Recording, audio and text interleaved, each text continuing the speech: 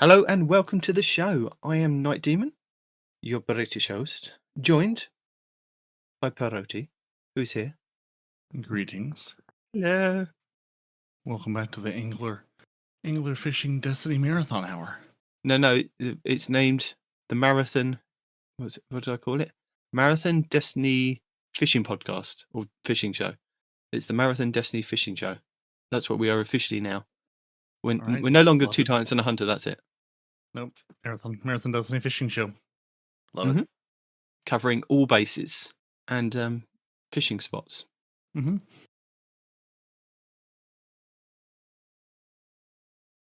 Well, Bungie is really trying to mess with me because I have not slept much because I mistakenly took a nap yesterday and my body said, "Oh, you've slept some, so you're just going to be awake now." Oh, That's just what you're doing now.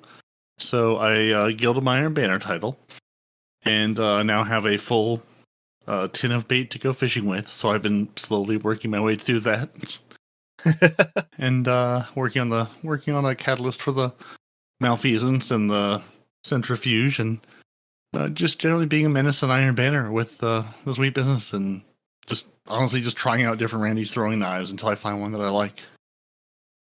And I was very confused because Iron Banner is different now.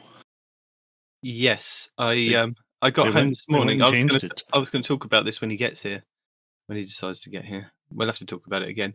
But yeah, it was to do with Kepri's Horn, the exotic that I've been rocking for quite some time. So it was stuck on my Titan when I logged in this morning. Saw the Cheese Forever video that said it's still working if you still got it equipped. And then they went and changed Iron Banner, and I was like, damn it. And they're like, no, we don't. Yeah, I saw Cheese's video because it was like, what's it's breaking? Everything. It's breaking everything. The game is just broken. The final shape is this week is Kepri's Horn, and it's just going to destroy everything in the game. So then, yeah, because I cannot tell you my confusion for loading up Iron Banner, getting in there and going, where are the zones? There were zones here yesterday. I distinctly remember there being zones. And now there are no more zones. And I was very confused for that first game. Mm-hmm. Going, okay, well, they clearly changed it. And then I was like, okay, well, what have they changed it to? Because, of course, I wasn't looking. I was just, I found the Iron Banner button. I hit the Iron Banner button and said, let's go play Iron Banner. And then, yeah, people started glowing. And it's like, okay, we're doing that one. Great, fine, wonderful. Yeah, good times. He's playing Destiny. Is he streaming, do you think? Probably. Oh no, that's Carver putting something in the stream. I was like, the stream channel is up, but no, it's not that one. The hunter is off hunting something somewhere. Well, it might be a very quick show. I did attempt to use Elon Musk's Twitter this week. Oh, I used it. It's fine. I got some info.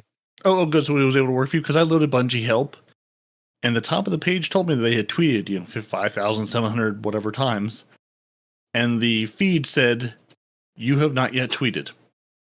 Oh, okay. So it was in really good shape. Oh, I've got 3 direct messages. This could be from him. No, it's from Craig. So the bots are working, but the human has gone MIA. And I'm hoping that at reset today that the lost sectors go back to because we've had like a full rotation. I think we've had a full rotation. We've had about 12 lost sectors. So I'm hoping it goes back to the K1 communion. No, on the moon anyway. Whatever it was at the start of the season. Yeah, somewhere on the moon. I do really appreciate that they have now put a little indicator on the planet. I know. Where the daily lost sector is. I said that on stream the first week, and Noble said it's always been there. I was like, no, it definitely has not always been there. I always had to go look for wherever it was. Mm-hmm. Because I've always been annoyed by that. And also going, are you one of the ones? Because I'm not entirely sure I've done every lost sector on Neomuna yet. I've done most of them, but I'm not sure I've done, I've actually gone through and checked them all off the list, going, okay, I've done each of these at least once, so then I'll be able to do them when they come up. Yeah. Because we got 2 separate hotfixes this week. Yeah, we can talk about them. Including the one that, was very confusing to me, going, Iron Banner is changed. I don't remember them saying they were going to change it. So that wasn't even a hotfix, was it? That was just this morning. They just suddenly went, "We're changing that." Yeah, well, apparently, they claim there was a hot fix. I don't know when it came out yesterday on Friday as we record this, June the 2nd. But yeah, so we had one. We had the one earlier in the week that we sort of knew about and was scheduled. It came out on June 1st. Yeah, which is Thursday of this week. Yeah, so we had one on Thursday, one on Friday. Yeah, so the June 1st update, the 7.1.0.1 update, basically fixed an issue in Crucible where all players could hear all crest pickup sounds in Supremacy. So I imagine you were just hearing Supremacy pickup sounds all the time from everyone. I think it was ka-ching, ka-ching, ka-ching, because I heard that when we were playing Supremacy when it was when Guardian Games was up. Yeah, I was hearing a lot of it when I had the sound on, and I was like, either we're picking up a lot of these, or I just am not remembering this being the way it was. I chalked it up to I just don't remember how this sounded. But yeah, no, apparently it was not correct, and now it is. There's also in the salvage missions, they fixed an issue causing players to lose connection to the boss lose connection to the activity during the boss encounter. So you get through it, you get to the boss, and then it would just kick you out partway through the boss fight, because that's always fun. Your Guardian ranks, if you're trying to ascend into those, they fixed an issue where the champ title was not counting for progress related to Guardian rank objectives. So that's fun. Fixed an issue where rank 7 objective Centrifuge was not progressing when using the weapon in PvP. So, go get a bunch of kills with this weapon and also do a Guardian rank thing. But not in PvP. Don't do it there. Your exotic armor focusing on Rahul now has similar stats to dropped exotic armor. So I guess I was wrong last week when I said, well, the one I pulled had good stats on it and seemed fine, but now it's properly been fixed on Thursday. They also fixed the issue where the Warlock exotic helm Cenotaph mask didn't have the correct description. So it should have the correct description now. I'm guessing that's a new Warlock exotic. The 2-second window where a weapon cannot be fired after swapping to it from the inventory screen has been reduced to about 1 second. So when you're coming back out of your menu, you should be able to get your weapon ready or swapped a little bit quicker, about a second quicker. Yeah. They reduced the size and intensity of the muzzle flash on the Perpetualis auto rifle. So that's always good. Fixed an issue where the Dark Decider didn't have audio, so it should have some audio now.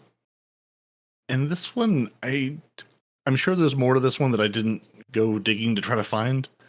Trials Glaive Unexpected Resurgence.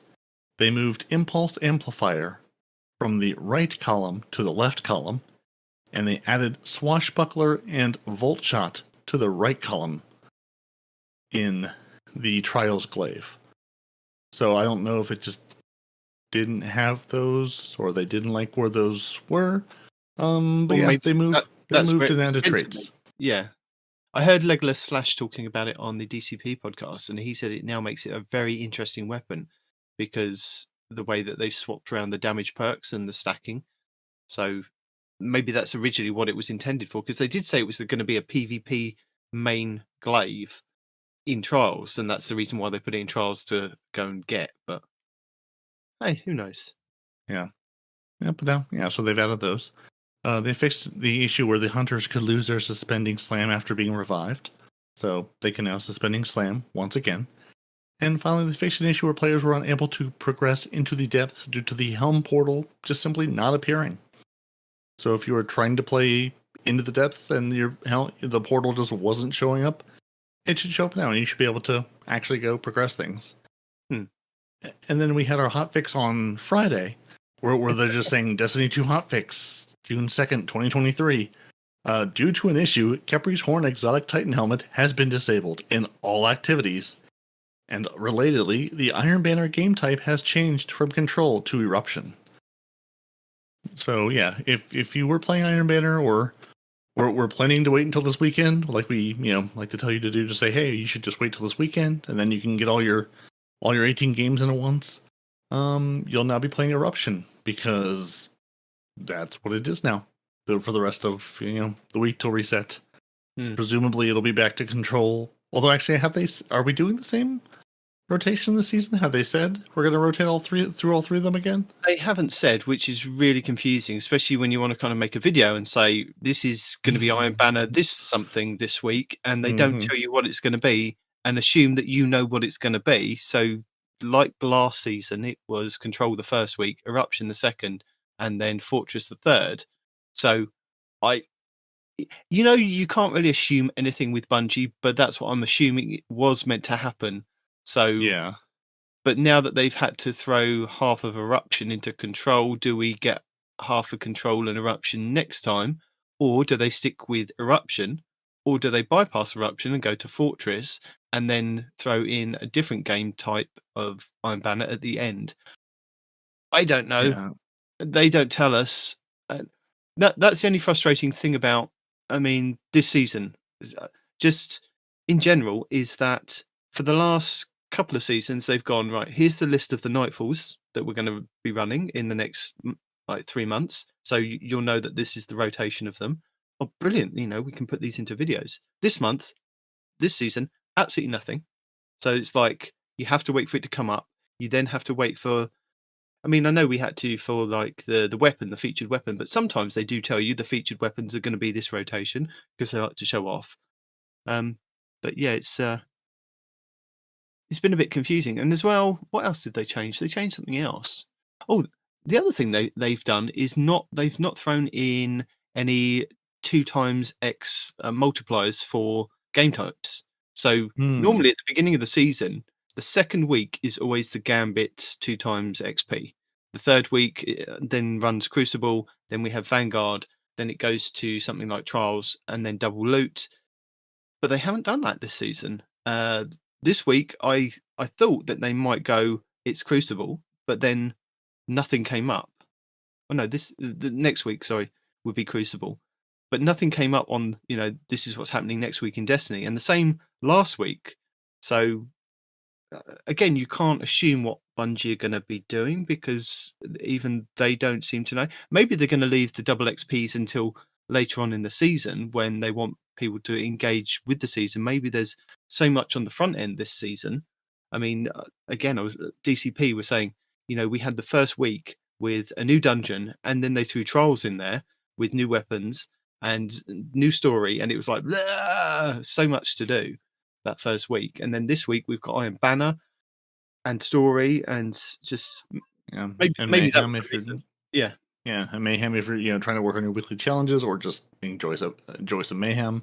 Yeah, and I wonder if they just said, well, we're not making you do a power grind this season, so if you're at or near 1800, 1810, you're not going anywhere from there. So they're like, well, maybe we don't need the extra XP because you're kind of already there, or they just said, whoopsie, we forgot about it. Everything else was broken, so it just didn't get added to the rotation. Who knows? And it's like you said, it's Bungie, so there's no way to know, did this break or is this what they intended? Because we don't know because they don't tell us, and we just say, here's what's happening. And I didn't even see what was coming up next week, so I'll have to wait until someone else to tell me because the thing popped up as I was playing Iron Banner. And it popped up and then it went away immediately because it loaded me back in Iron Banner. I'm going, well, there was the screenshot or the pop-up, and now it's gone forever. So something is happening next week. Yeah, I don't know, but so I'll just get to be surprised, or rely on YouTube like Bungie does. Yeah, I know what's happening next week. Would you like me to tell you what's happening next week? I would love to know what's happening next week. Okay.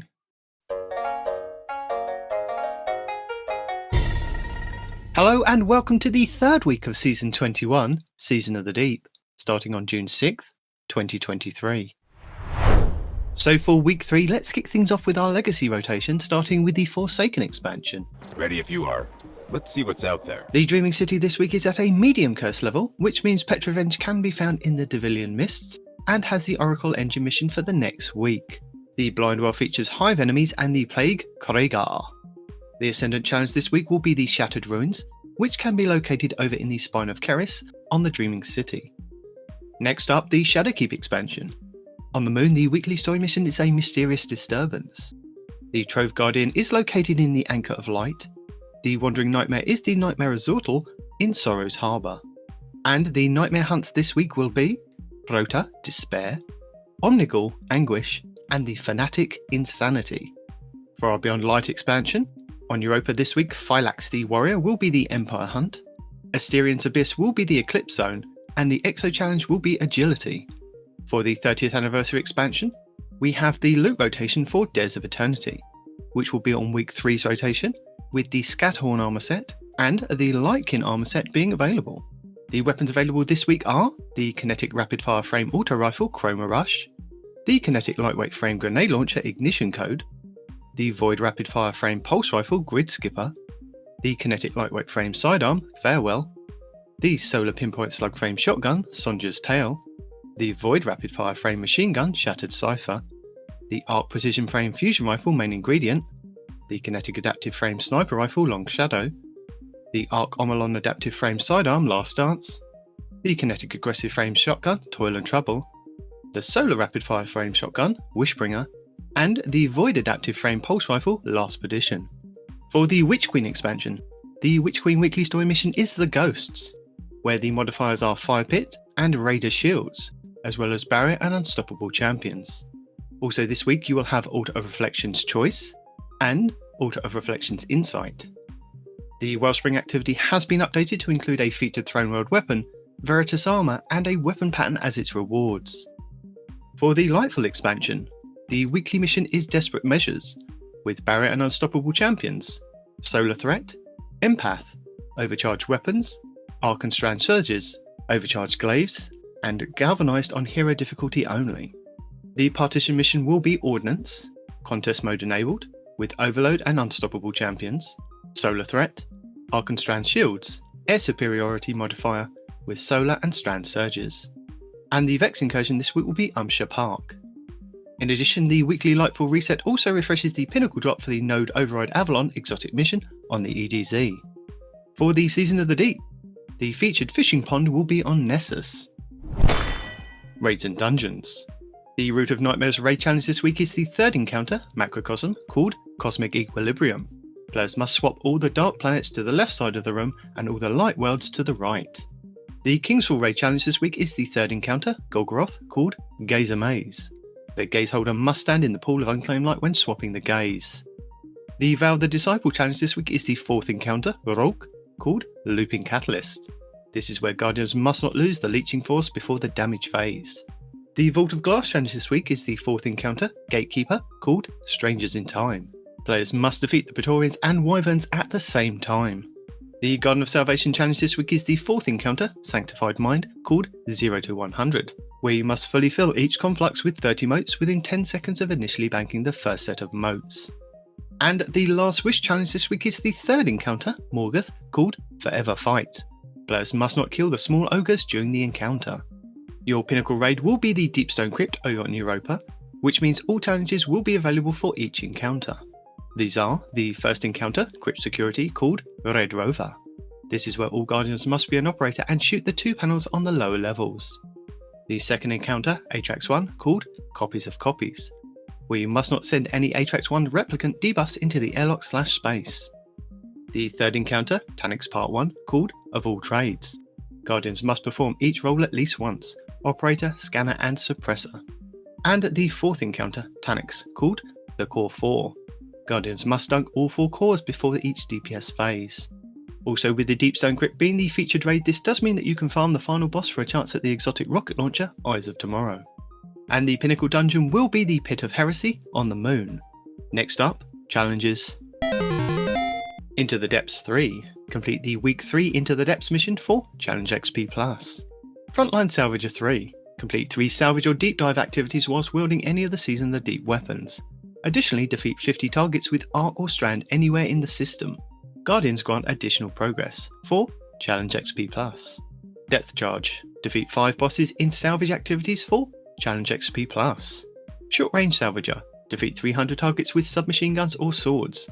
Defeating Guardians or combatants in salvage or deep dive activities grants additional progress for Challenge XP+. Nessus Activities. On Nessus, earn progress by completing bounties, patrols, public events and lost sectors for Challenge XP+ and Bright Dust. Commendation Appreciation. Earn progress for giving 10 commendations in Vanguard, Crucible and Gambit activities for Challenge XP+ and Bright Dust. Cosmic Churn. Defeat 50 Guardians in Crucible. Bonus progress is granted for opponents defeated with Arc, Strand or Void ability final blows. 4. Challenge XP++ and Bright Dust. Bank, Kill, Repeat. Earn points by banking moats, defeating blockers and defeating Guardians in Gambit. 4. Challenge XP+ and Bright Dust. Ultimate Champion. Defeat 60 champions in any Nightfall strike on hero difficulty or higher. Earn bonus progress at higher tiers. 4. Challenge XP+ and Bright Dust. And Mid-Range Calibration. Calibrate mid-range weapons. Hand cannons, glaives, auto rifles, fusion rifles and machine guns. Bonus progress is granted for defeating Guardians. 4. Challenge XP+ and Bright Dust. Hello! As a reminder, your daily lost sector will show you a flag outside which will give you details of threats, shields, champions and exotic armor you will find inside. But if you're new to the game or you're using an alternate character and can't find the flag outside, you will have to run through the lost sector normally to have it show up on your map as a legend/master, which you can either do solo or with a fire team, but you will only be able to earn the chance at the exotic drop when completing solo. Tuesday, June 6 will be K1 Communion on the Moon for exotic boots, Solar Threat, Arc and Strand Surges, with Void and Solar Elemental Shields, with Barrier and Overload champions. Wednesday, June 7th will be Sepultura on the Throne World for exotic gauntlets, Solar Threat, Arc and Strand Surges, Arc and Strand Shields, with Barrier and Unstoppable champions. Thursday, June 8th will be Extraction on the Throne World for exotic chests, Arc Threat, Arc and Strand Surges, Void and Arc Elemental Shields, with Overload and Unstoppable champions. Friday, June 9th will be Aphelios Rest on the Dreaming City for exotic helmets, Solar Threat, Arc and Strand Surges, Void Elemental Shields, with Overload and Unstoppable champions. Saturday, June 10th will be the Chamber of Starlight on the Dreaming City for exotic boots, Solar Threat, Arc and Void Surges, Solar and Void Elemental Shields, with Overload and Unstoppable champions. Sunday, June 11th will be Bay of Drowned Wishes on the Dreaming City for exotic gauntlets, Arc Threat, Void and Arc Surges, Void Shields, with Overload and Unstoppable champions. And finally, back round to Monday, June 12th will be the Vel's Labyrinth on the Cosmodrome for exotic chests, Arc Threat, Void and Arc Surges, Arc and Solar Elemental Shields, with Barrier and Unstoppable champions. Lead the way. Our third featured Nightfall of the season will see us face off against Navota in the Disgrace Nightfall over on the Cosmodrome, where you have a chance to get a pinnacle engram if you complete the Nightfall with a score of 200k or more. This Nightfall is free to play. You'll be able to earn high-end gear for your characters, including the Nightfall featured weapon, exotic gear, enhancement cores, enhancement prisms, ascendant shards and adept Nightfall ciphers.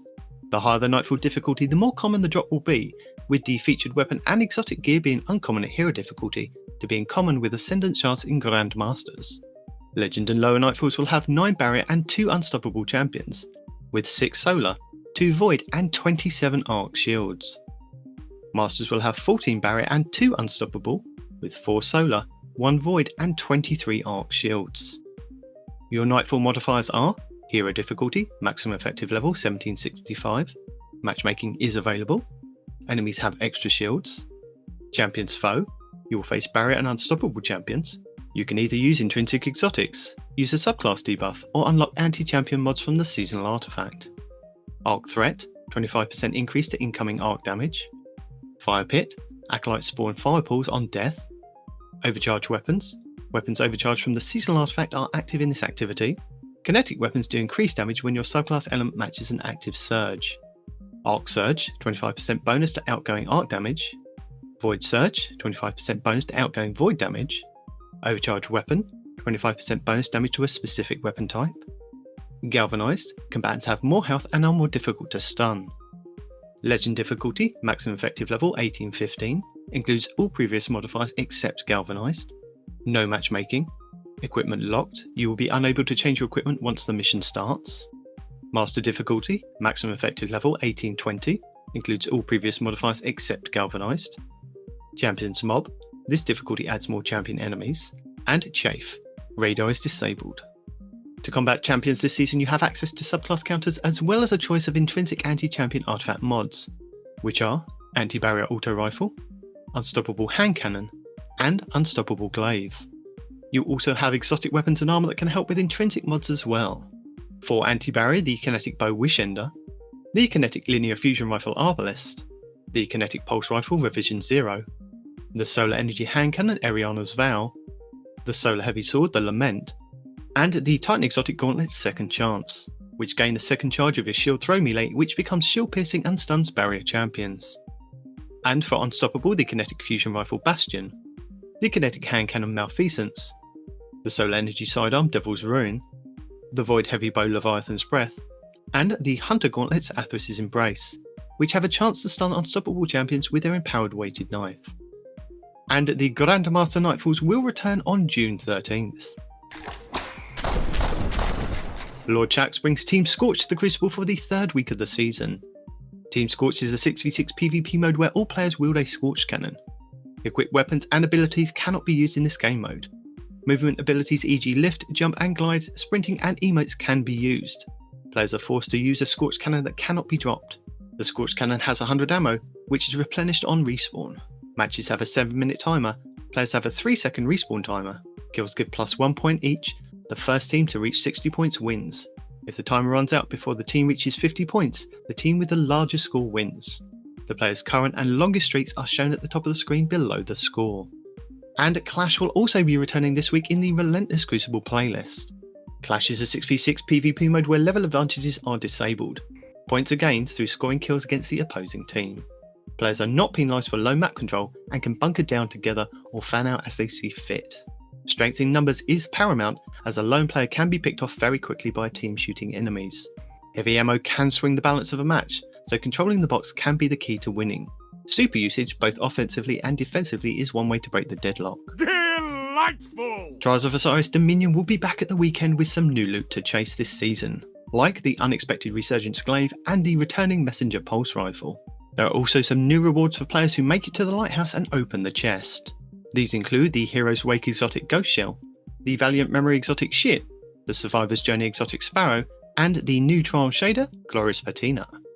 Trials of Osiris Dominion is a 3v3 PvP high-stakes game mode with a twist of capturing points. In Dominion, 2 teams of 3 go head-to-head in a battle for control of a capture point.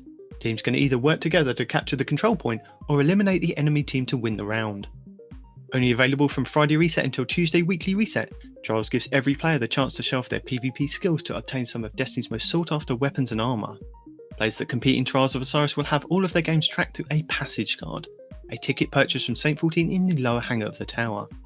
Winning rounds and matches in Trials will grant exclusive weapons, armour, pinnacle gear, masterwork material, and even adept gear for the most skilled players who can reach the Lighthouse with a flawless ticket of 7 games won and no losses. 5 round wins will bag you the match for your passage card. By competing in Trials, you do have a chance to pick up 2 pinnacle engrams from playing each week, one from 50 round wins and the other from winning 7 games. These do not have to be done all in one go, but you do have to complete them before the weekly reset. That is amazing. And that's it for the third week of Season of the Deep. Guardian down. Excellent. I don't know. I don't know where our Hunter Master Rager is. Yeah, I don't know. Master Raging, I assume somewhere. That's one thing I wish Bungie was a little bit better at, though, is going, okay, we're going to give you a Nightfall. What's the Nightfall weapon? Like, it would be nice if they would tell us that, because, like, you know, those are set, and those are on a rotation, and they're locked. Especially with the Malfeasance dropping a Catalyst now. Yes. And this week, that'll be, as you're hearing this, the week that will now have just ended, this week of June 3rd, being the Nightfall with Sadia and the Techie and Tech Witches. Corrupted. There's loads of taken. So if you're trying to get your Malfeasance Catalyst done, great place to do it. Great striker and Nightfall to bring that into. But I don't know what the weapon is, because I've run a bunch of Nightfalls and have gotten nothing out of it. Where's my thing? I think it was the buzzard last. Oh, I'm not even sure. I could tell you. You don't have to stress. Fine. Where are we? I've missed that fish now. Scroll to the top. That's where I've put my thing. So the first week we had the buzzard. This week is the hung juror. Okay, so that's what I'm not going to drop. Of course. Excellent. Yeah. That's all right. I'll do it. I'll earn them like I did last season. Get a bunch of engrams, go back to Zavala and say, I would like hung juries, please. Until I find one that's somewhat acceptable. I love the focusing. Well, that's the other thing I wanted to mention this season. Are you just having exotics rain down upon you? Like, do you now just have a stack of exotics you have to figure out when and where to decrypt? Not yet, because I haven't really played that much. I mean, I've done a couple of bits of the story. I've played Iron Banner, and apart from the one that you get from playing the Crucible Rotator, that would have been the only exotic that I've got so far. If you're doing a lot of the other elements of the playlist activities, then yeah, I mean, everything seems to be an exotic on that playlist. It's weird. Yeah. Bungie has really heard us about. We'd like a source for exotics, and I'm guessing to get the new seasonal ones, you still need to go either run your Lost Sector, or I think they also put the new seasonal exotics into the Vex Incursion. Vex, what's that thing called? It's not the Incursion. The special public event on Neomuna. Yeah, Vex Invasion. That's the word. I think those are dropping the new ones. I know they said that would be a source for them, like the Lost Sector, so I assume that's what that means. Yeah. But trying to find those is also like 1 in 1,000. But yeah, like I've run just my, run my Crucible this week for Iron Banner. Played a couple of Nightfalls. Played my Gambit matches, and now I just have like 8 exotics sitting there ready to decrypt, or just to cash in. Going, are you just gonna give me exotics every single week? Like, I'm not unhappy about this, but going, well, they really said, oh, you want more sources for exotics? How about everything? How about literally play 3 games of Gambit and here's some exotics? How does that work for you? Yeah. So yeah, it's funny that you're talking about that, and I guess I'll do it's not a Respawn's report roundup. It's a Nitedemon news, I guess.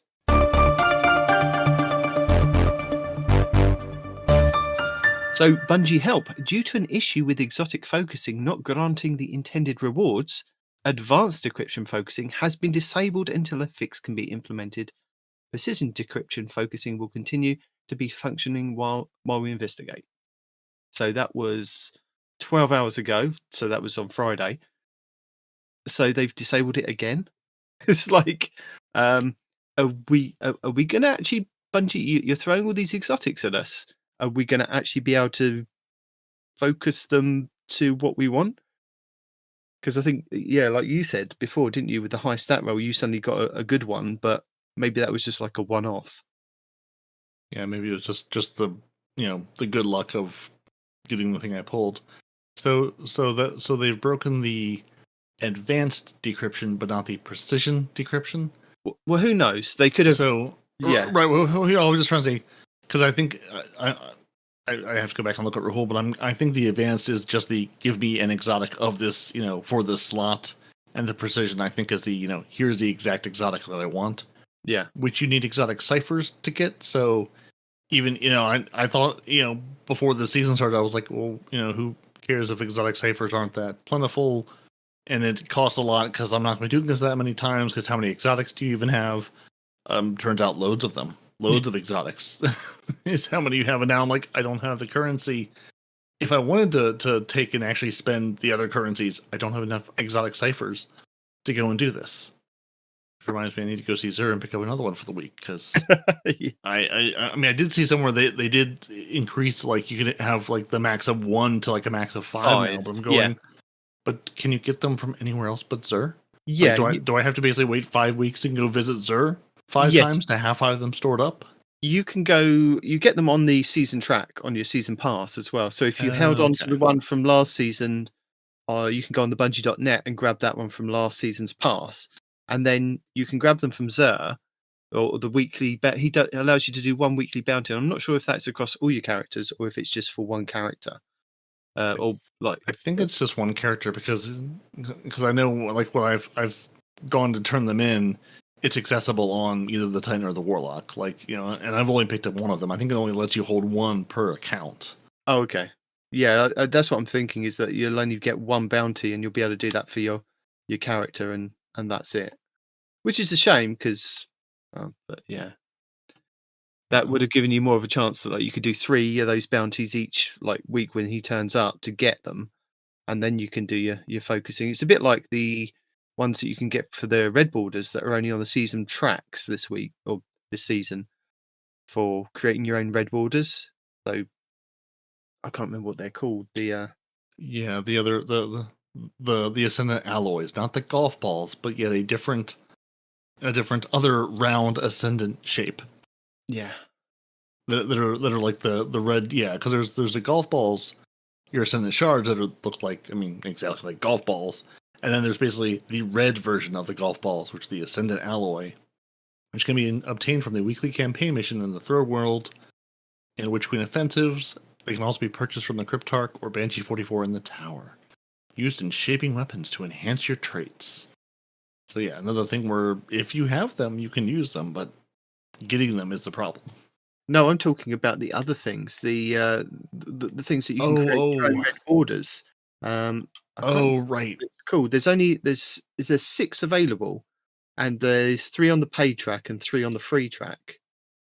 Is that what it is? Deep Sight Harmonizer. That's what they're called. Yeah, okay. That's right. Bungie, you've taken out many currencies, thank you, and given us a bunch of new ones. No, thank you.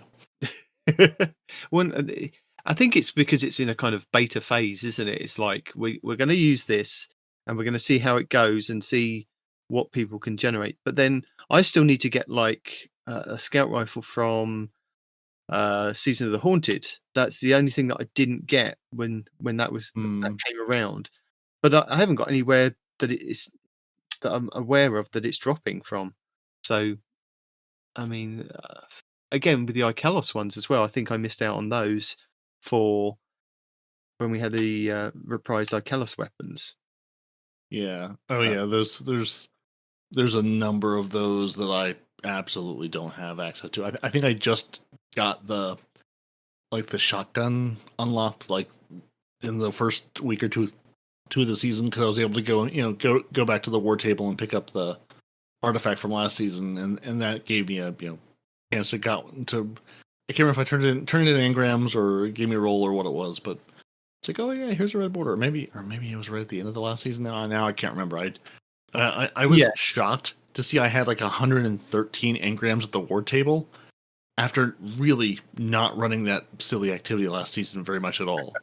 But everything I did was handing me out engrams going, well, if I've got 113 of these, I might as well turn them into materials. I'm like, it's worth and if you go back to the war table now, you can pick up the artifact from last season, and then it will kind of in the background generate the engrams for you, kind of randomly. You'll suddenly get like it suddenly pop up on your screen that you've got another engram, and it'll just go to the war table, and you'll go back there and it'll be like, oh, I've got all of these things there. So don't forget you can do that as well. And I think you have to do that on each character. So if you're playing on different characters, and you want to kind of still collect those engrams to get the red borders from the war table for last season, then you have to do that. But and it's worth doing just to passively earn, because I'm not running that silly battlegrounds-esque activity again. I ran it so few times last season. I no, I'm never doing that again. Why would I? Getting back to my report. So yes, due to an issue, Kepri's Horn, the Titan exotic helmet, has been disabled in all activities, which is a little bit of a lie, because when they tweeted that out, and even beyond that, Kepri's Horn was still, if you had it equipped on your Titan at the time, you could still use it in that form of what it was doing. And it was quite funny because I watched the video from Cheese Forever. Bless him. He put it out on time, like, you can do this. And literally people were cheating in Iron Banner of dropping their barricade with the Kepri's Horn on the capture point. And it was capturing all the zones on the map and creating like a false mercy. And it looked fantastic. I didn't get a chance to do it just for giggles, but I did try. But and he was like, after they came out with the patch and said, oh, it's been disabled, he came back on and was like, no, it's still working. If you still got it equipped, it will still work. And it's like, and he went back into Iron Banner and did it again. And then they changed the game type, which is the next Bungie help tweet, which is the game type for Iron Banner has been changed from control to eruption. So get your kills on. So, but again, there was no context for that. It was like, why has that been disabled? Why has that been changed? And it didn't take me that long. I immediately went to Cheese Forever and I thought, this guy will know. So yeah, that was funny. Yeah, and it really is pulling a Telesto. Like I saw, it's like it was causing like no enemies to spawn in the duality dungeon. Like it was breaking doors. Like it seemed like anything that moved in the game, it was like breaking the movement of. Like there was the weekly mission on the throne world where you ride the little thing and it takes you through the throne world. Like he threw a barrier on that and that just sort of like flew off into the sky. Like like I don't know where you're going. Like it jumped its track and just I will drop took off somewhere. Video in the show notes so you can see what we're talking about. But yeah, it's real broken. It was funny. It really was funny. So next on my news thing is, where are we? A free marathon ARG emblem. Now I forgot to put this in last week. So if you haven't seen this, there was an ARG that was running for the new marathon game, which has ended up with a lot of speculation about what the new marathon game is going to be, but that you can get an emblem for Destiny 2. So here we are. It's Juliet November Delta, Hotel Lima Romeo, Lima 69. Again, that is Juliet November Delta, Hotel Lima Romeo, Lima 69. You can go to bungie.net/redeem to redeem those. Yes. And any other emblems you may have kicking around, like maybe 27 of them? Yeah. We have 27 free emblem codes for June 2023 that the game post has put together. So I will drop that link in the show notes. That gives you a full list of ones that are free, that are available, that you might be able to go and collect. If you're missing any, that's cool. It looks like I think I haven't got one of those where they just throw out all these codes every now and then, and they're just kind of, this is another free emblem. This is another free emblem. Some of them I kind of completely miss. Yeah. If you weren't around or you missed like the Telesto emblem is there, it looks like one of the old Trials emblems. There's the spicy ramen emblem. So there's a handful here that if you missed the first time around or are just envious that you don't have, now's a good time to pick them up. And we'll have that link in the show notes as well to all the codes you need for all those lovely emblems of the GameSpot post. I think the Trials one is the one that came with one of the lore books, or it was the comic that came out that was to do with Trials of Osiris or something, way back at the beginning of Destiny 2. And then there's the Support Ukraine one. So if you've missed that one and you want to support Ukraine, that comes with the Ukrainian emblem and colours. That's pretty cool. So yeah, check that out. And then blueberries.gg, or is it blueberries.gg or just blueberries.gg? I'm guessing. I mean, it's blueberries.gg is the website. Well, there you go. Or blueberries.gg on Twitter. Either one. Exactly. So for those of you that didn't pre-order Lightfall, they want to know, can you see the Quicksilver Storm at the Monument to Lost Light? Because apparently it's there for players that didn't purchase. So you can now use, I think it's probably like enhancement cores and prisms and things that you... Yeah, I can't remember what they are. Yeah, that's something, because I did notice it was there, but I pre-ordered it, so of course it would be there as I would expect it to be. But yeah, I don't know if you didn't pre-order it, maybe it's there, maybe it's not. Maybe you can pick it up now. Yeah, and go for it. There was a bug a couple of weeks ago that is still a bug that's still available to this day at this point, with getting deep sight weapons from the Last Wish. So this, you do have to do the Last Wish quest from Hawthorne. You have to go and pick that up from the Tower Vendor, which means basically you have to go through the whole of the Last Wish and do each encounter. But once you've done that, purchasing a Last Wish deep sight weapon from Hawthorne currently awards double progress towards the pattern progress. It wasn't intended, and it'll be fixed in a few weeks. But if you go and do that, then you can farm to get double progress on those weapons, which is what people were doing the first week. I then thought that Bungie would jump on this pretty quick, so didn't mention it last week, but they haven't. So I'm mentioning it this week because you can still farm it, so it's worth kind of checking out. Which they will patch at some point eventually, maybe. Yeah. And there you go. There's your Nitedemon news for this week. Lovely. How is your fishing going? Can I get a live fishing update? Are you having much luck?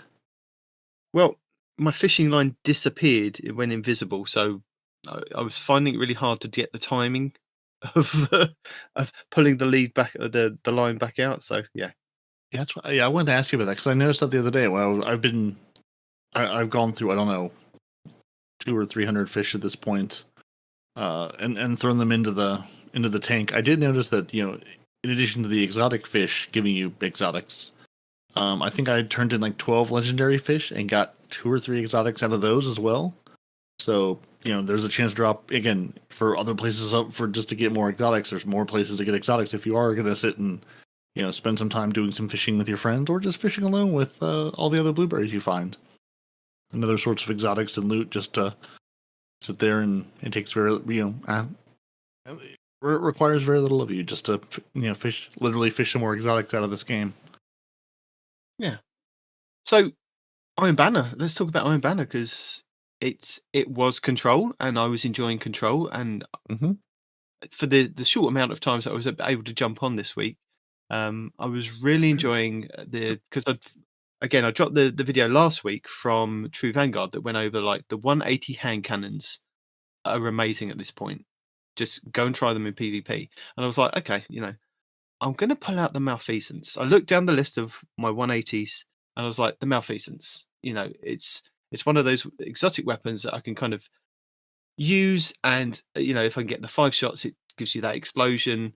And it was amazing in Iron Banner. I was really enjoying it. It was like explosions all over the place with like getting the 5 shots on Guardians and having that proc to other Guardians that are standing around them, capturing points was really good fun. And then at the end of, I think about my 3rd game playing with it, I got the Catalyst to drop. And I was like, this is amazing because the Catalyst gives you a bump of like 20 or 30 in range on a weapon at the moment. I think it's on about 46.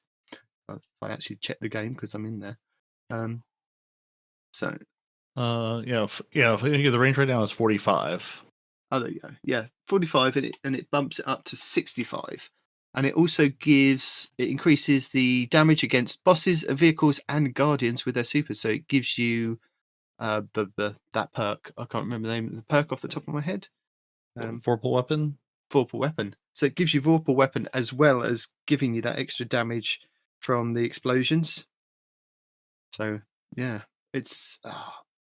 And then I put it in the chat of like a patron chat, and then I think it was Noble came back with it and that he was using the Crimson, and I swapped over to Crimson for like a couple of games, and I could see that Crimson was good. I was getting the kills, getting the health regen, and I'd also already got the kind of catalyst for Crimson, so that was working amazing as well. But the 180s, I think I pulled out a service revolver from way back when that had kill clip.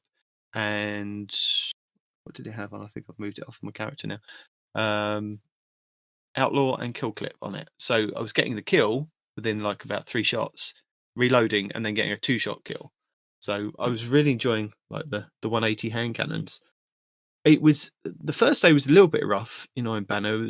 It was very sweaty to start off with, and then as the kind of week progressed, and I was just playing like the odd hour here and there, and I don't know whether it was because of the time zone or whatever, that just it seemed to be a little bit different. The games seemed to be weighted a bit better, whereas the first day it was literally I lost every single game. I was thinking, how am I going to get the wins to to do my gilding here? It's just not going to work, is it?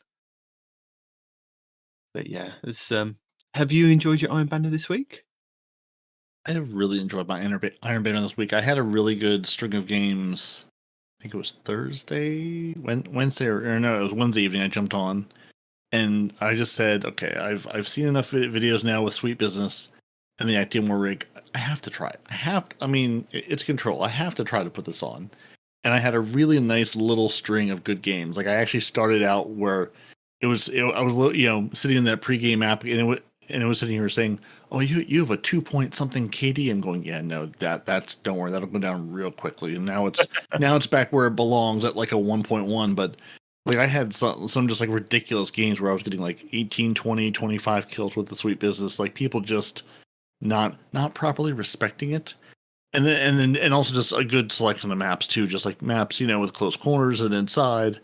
And then it started giving me like Cathedral of Dusk and big maps outside. Going, okay, this is not quite as effective here, but I just said, I'm just gonna leave it on and just run it for the day and just have a good time with it. Just see what happens.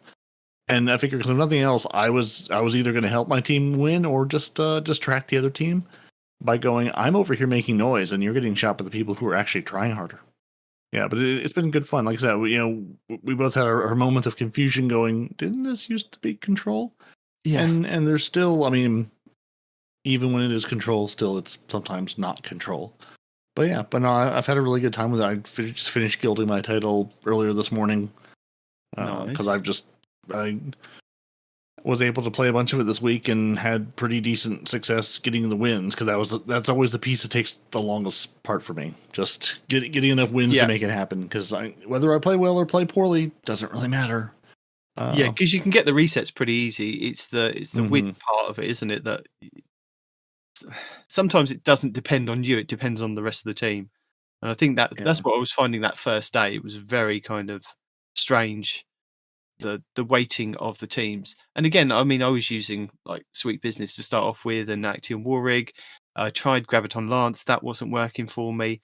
But then since then, I've seen a lot of Graviton Lance players in the Crucible, and various different many. Yeah, it seems very popular at the moment, doesn't it? It's just that's why I was kind of I was checking out all the weapons of that are kind of being touched, and I was like, right, Sweet Business, Graviton Lance, and the 180s. I was like, and I kind of fell in love with the 180s, the hand cannons, which was really cool. Yeah, I've seen a ton of Graviton Lands, and I pulled mine out and took it to 1800 just to give it a try, and it definitely, just like everything else, it has its moments where I'm able to get a couple of kills with it, and other times I'm shooting you and I'm still dying to your hand cannon or your scout rifle or whatever. I swear though, every person running the centrifuge, like it's the same weapon. I understand we have the same role, but I feel like I'm just getting outplayed by everyone else running the centrifuge versus me trying to run it. So I run it a little bit, but just have not had much success with it. What's the centrifuge again? The new seasonal auto rifle for Okay. the season. The one where you basically run around and build up the static electricity, and then you can get the arc to get going, which is possible in some of the maps. But again, sometimes you die so quick, or you get a kill with it, but then you get murdered and going, well, now I have to get all that, build my charge back up. Yeah, so I've seen a ton of those, and I'm happy Randy's throwing knife is back in the game. So I'm sorting through my collection of Randy's throwing knives, going, which of these are worth keeping? Which kinetic tremors roll do I want to keep, basically? Yeah, it's there's a load of rolls, isn't there, that have been available. I think I got a kinetic tremors one with range and more range, and it looks really interesting. I can't bring it up right now because my Destiny Manager decides it doesn't want to load. Nope, it's not for you to see. Yeah, but that's a weapon I'm happy to go collect a bunch of. I had it back in the day when it was a ritual weapon reward, and I'm now happy to have it again, and just collect some rolls on it and go, okay, which one or two of these do I want to keep? Okay, sorry. No, go ahead. It's got perpetual motion, kinetic tremors with light mag, full bore, and a range masterwork. So it's sitting at 47 range, 29 stability. So I think that was one that I think range was one of the things that kind of hurts it, isn't it? That if you don't have that much range on there, because I think it comes like based something like 30 odd ranged, isn't it? Yeah, like, and honestly, sometimes not even that. I've got a couple. Like I've got a perpetual motion kinetic tremors roll with ricochet rounds and arrowhead break that only has a range of 28. So it's got some rolls with just really, the range can be pretty low on it. I could kick it. It does have small bore. I could kick it to 35, but even then, it's not, not great numbers by any stretch of the imagination. Especially when I've got, a Taraxa post I could slap on, or a hung jury, or anything else. I feel like. Yeah. So the base impact is 45, range is 23, stability of 39, and that's aim assist of 63, zoom of 20, airborne effectiveness of 10. Recoil direction of 59, and it's 17 magazine with a 260 RPM. So the one that I've now got with the adding full bore on there as impact of 45, range of 47, and stability of 29. It's made it a bit more of a beast, and I can bump up the range, I think, up to, move that out of the way, 53. So that's not too bad. Yeah, that's pretty respectable. And the one I have 100 recoil direction on it. It's just totally vertical recoil. So like it can roll with some nice recoil direction. So like it can be a nice stable. Again, especially since scout rifles are a champion weapon this season. I'm thinking that more for PvE, but I'm having a good time with it in PvP. I play with it again on some of the longer maps. Just sort of testing it out. I've been swapping between scout rifles, going which one of these feel good, which one of these feel right in my hands, and also just using a bunch of malfeasance because again, I want to get I think it's 700 kills you need to get to get the catalyst done. So I've been running around just killing everything with the malfeasance. Yes, I have get that done because I'm excited to get that. Yeah, that catalyst dropped, and I was like, "Ooh, that's fun. I'd like that." Yeah. Welcome to the show, Respawn. What time zone are you in? Because it's obviously the reason why you're late. Nope. I'm late because I fell asleep on my keyboard 15 minutes before the show. Oh, okay. Yep. Been here the whole time. Just sleeping. Winning. Well, guess what? You had a Respawn's Report Roundup this week. That I've run. I also had somebody that was supposed to be here to take care of this if I was late, which I knew I would be. So you planned to sleep? No, I planned on watching my child today. I didn't plan on passing out before the show. So child's still here. Okay, there's dimwie. Okay. You've located the child. You've got eyes on the child. The child hasn't roamed off somewhere. The child has roamed off somewhere, but luckily there's a puppy to bring him back, so that's fine. It's always a good thing. So far we've spoken about Iron Banner, the Khepri's Horn getting banned, turned off, Iron Banner then being changed because of the Khepri Horn, because it was still active if you'd kept it on. Did you know anything about this? Were you aware? Oh yeah. Okay. Yeah, I just didn't know it was gonna get disabled as fast as it did. Like I saw that, I was like, this breaks everything. It's disabled. Yeah, so I was like, wow, I'm actually quite upset because the Khepri's Horn was the exotic that I've been running for like the last couple of weeks since we've had Strand, and the fact that I can have Strand on and get that fire in PvP and string people up has like been fantastic, and now it's disabled and I was upset, but I was still able to use it, so it was quite cool. But then it's one of those things that if you've got it on and it locks you with it on, you can still use the exotic, but it takes your light down because it says it doesn't exist in the game world. But yeah, so I couldn't do anything apart from play PvP in it. I went to try and do like the weekly story mission, and it went, no, you're way too lower level of light here. You can't get anything. You're gonna have to go back and play in your PvP world. Yeah, what did it happen to say what light level you were on if you're running a 0 light level helmet? 1588, I believe it was. Yeah, that's not gonna work for you anyway. You were a lower light level than the game will let you have. Good job. Yeah. So wow, we've already got a bunch of feedback in the chat. I'm so sorry I was late, guys. But yes, Kinwa says he'd rather play a full match of Iron Banner than win or lose instantly and gain XP. He's talking about the Khepri's Horn thing, the whole instantaneous you win or you lose kind of thing because of Khepri's Horn. So yeah, it was funny. Yeah, like I saw Cheese's video about it breaking like duality and things before I even heard about it breaking Iron Banner. But it's like, yeah, no, that would make sense if it's just breaking everything in the game right now. I'd ask Respawn how his fishing is going, but I know he's not fishing, so there's no point. That is a good observation, sir. That is correct. He does not want those sweet, sweet exotic fish. I don't even really know what we get from it. I know you have a chance to get like exotics guard, and that's it. Exotic armor and weapons and gear. Yeah. Oh no, things I already have. Yeah. Just like everything else in this slot machine game, you can walk over the slot machine and have another chance to pull the lever and get us something. True. Okay. And then you can delete it, and then you can have more shards, and then you'll have enough shards to make it through the season. Maybe. But I have enough shards. I mean, I've got 10 on me. I've got like 8 or 10 in the thing. I mean, I've got shards. I'm in no need of shards. Hold on, guys. Okay. I don't know how this man gets through life with so few shards. Well, you know how he does, because he gets to the end of the season and he cries and he moans and he goes, "I haven't got enough and I haven't got enough of that," and you're like, "Yeah, but you haven't been doing any of the activities, so don't moan about it."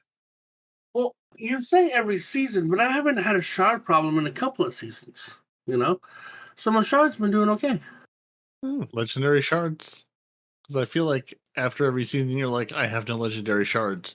I had 3, and now I have no more. Well, I have about 3K right now, only because of the exploit. No, not even that. I missed out on the exploit. It's because of all the freaking orbs they're throwing at me this season. So I'm focusing to try to get like the good.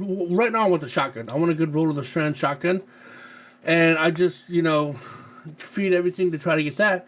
And when they all fail, delete. So I mean, that's a lot of legendary shards right there, just focusing and trashing. And then I've got a lot of armor that we don't use anymore. So if it doesn't beat what I've already got, right? Because my armor that I have right now existing, I have like 4 or 5 sets. And these 4 or 5 sets end up giving me double or triple 100s in every category that I need them to be for every subclass, right? So already right there, that's another just ton of shards, because hardly any armor beats what I've already got. So... I mean, there's really nothing to spend the shards on, first of all, this season. And there's really a ton of sources for me to get more shards. So I'm getting a bunch, and I don't have anything to spend them on, really. So, yeah. Put them away for a rainy day. So you've turned up today, and you've brought a guest, and you haven't discussed with us what's happening. So explain to us and the guest, and because I know we like to play. What's this podcast going to be about this week? So you've obviously got something in your mind.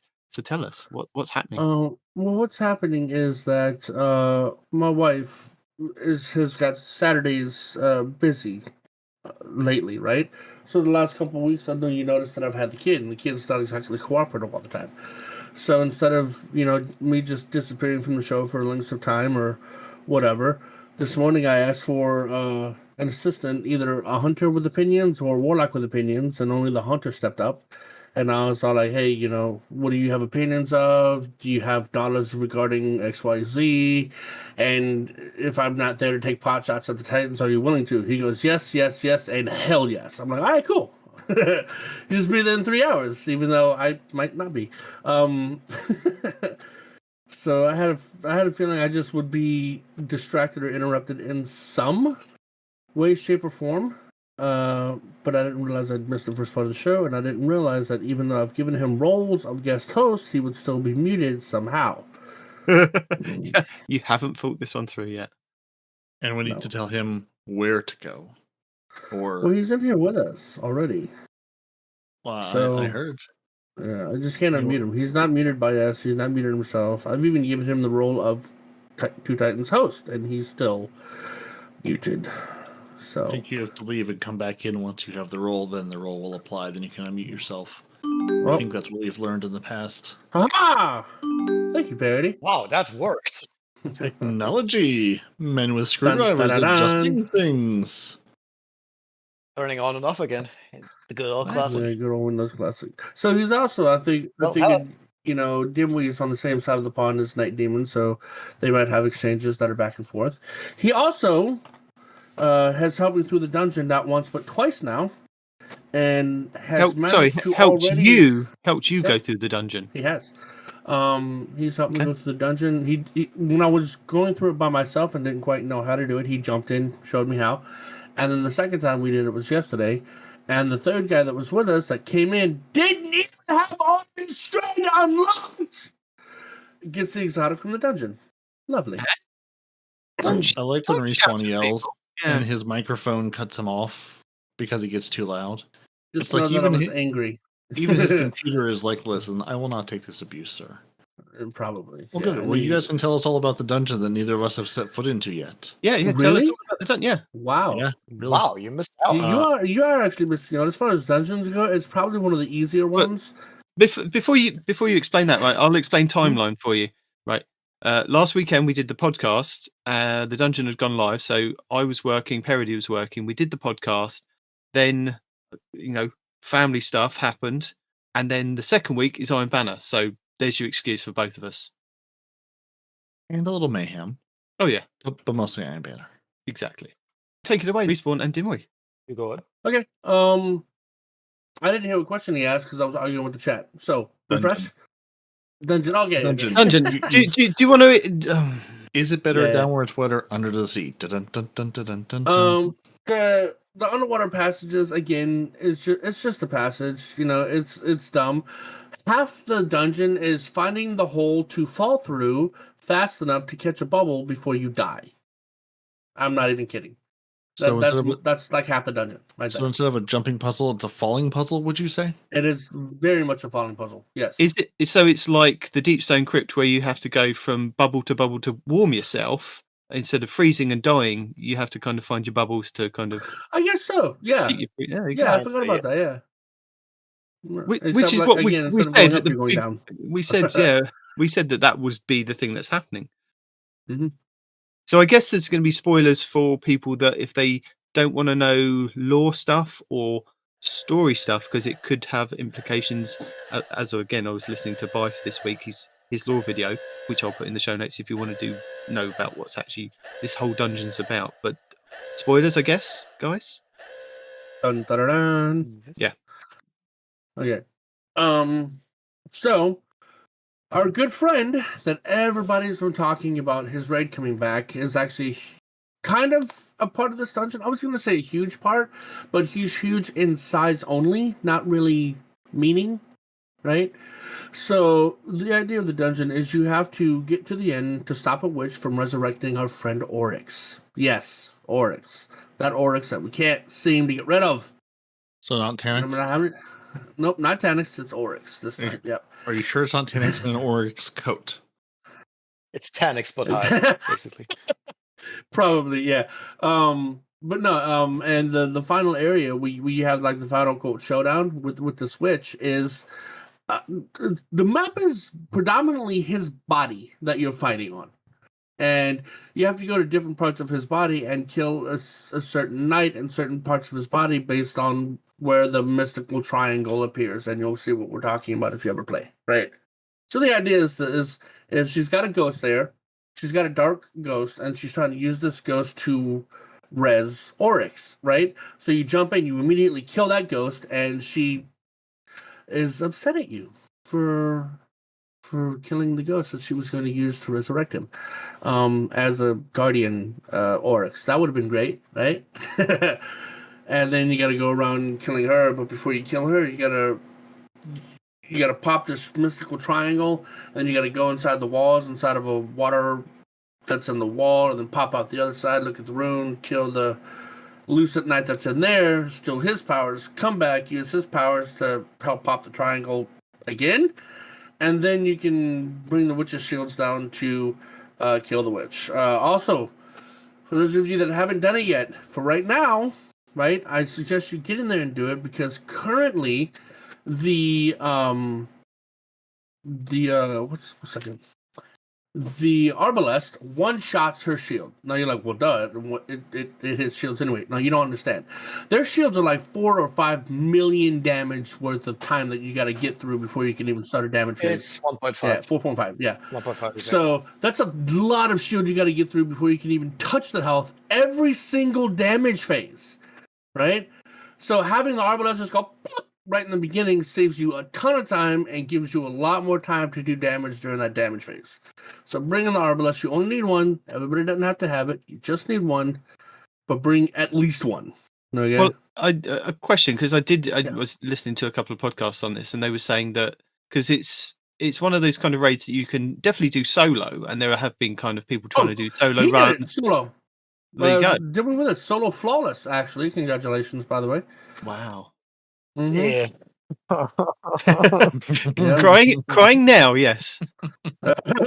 So many mobs.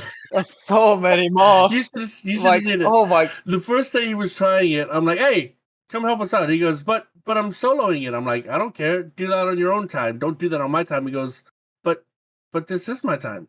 I said, "No, it's my time. Get over here." So he was a good sport. He did come help us out, and then he goes back to doing it on his own for a few hours, and then finally we see in the chat, "Finally, yes!" I'm like, dude, that was like hours ago. So I was basically hearing that the damage on the boss it's ridiculous at the moment. It needs to kind of be taken down slightly if you're kind of doing solo. It needs to be adjusted. If you're solo, absolutely. Well, for my damage at least on the first boss, I'd say damage was fine. Like hammer was, I think, 4 phases if you did it correctly, and on final one I took 7, I believe at least, because most effective damage strats to one phaser require more people because you need Gjallarhorn, for example, and the other one does normal rockets. That's not really possible when you do solo, at least in that activity. I was listening to I think it was Last Word, and they were saying, was it just DCP? They were saying that there's a phase where somebody has to go down in the water and look at ruins and push buttons. Everybody does. Yep. To whatever the one is on the top level. How is that easy to kind of? Is it easy to do it solo, or is it? It's kind of. It's one of those things that you can just do. Is it something you kind of take a mental note of, and you just dive down and do the switches or something? Yeah, it's all fixated points, so you just look. At least what I do is just look at the top symbols, just say them out loud so that I remember them, and then just go down because they all have the same spots. Because that was, and after a while, you just memorize the pattern. Because that was my concern. Is like if people are trying to be doing this, how easy is it going to be to kind of memorize like symbols and things to then do it solo? If you're spatially aware, it's not bad. But like me, I am not. And we're doing this last night. I'm like, so I know you spent a lot of time in the water, and I'm really good at killing ads, so I need you to go to the water. He goes, fine. I've memorized everything ananyway. And as soon as he finished his sentence, Guardian down, I'm like, did you now? Misclick. He hit the wrong one as soon as he said, I memorized everything. Guardian down. Whoops. So it's an instant death. Great start. It was so fast. Yeah, you do. It's instant death. Yeah. So you've enjoyed it, have you, Dimwie? Is it been a really enjoyable dungeon? You mean solo or like in general? In general and solo. Well, let's say in general, I do enjoy the bosses and the encounters in general. But the final boss, I'm not a fan of because it's a wizard, and I have a personal vendetta against them. And wizards have like this weird thing where like half of their lower body just doesn't count as a body, so just your rockets just fly through, and they dodge all the time. Yeah, which is not fun. Teleports to the weirdest ass places, man. It's like, oh my god! During the damage phase, she'll like disappear, and like she's halfway across the phase, like, ta-da! I'm here, and you're like, oh my god! Rockets is hard to shoot her if they don't have tracking on them because she'll just dodge out of the way almost all the time. Supers, if they don't have some kind of tracking, she just dips out of the way. She does not want to get hit, right? And on top of not wanting to get hit, her health pool is nutty. As a 3-man team, it took us 6 rotations of full damage to kill her.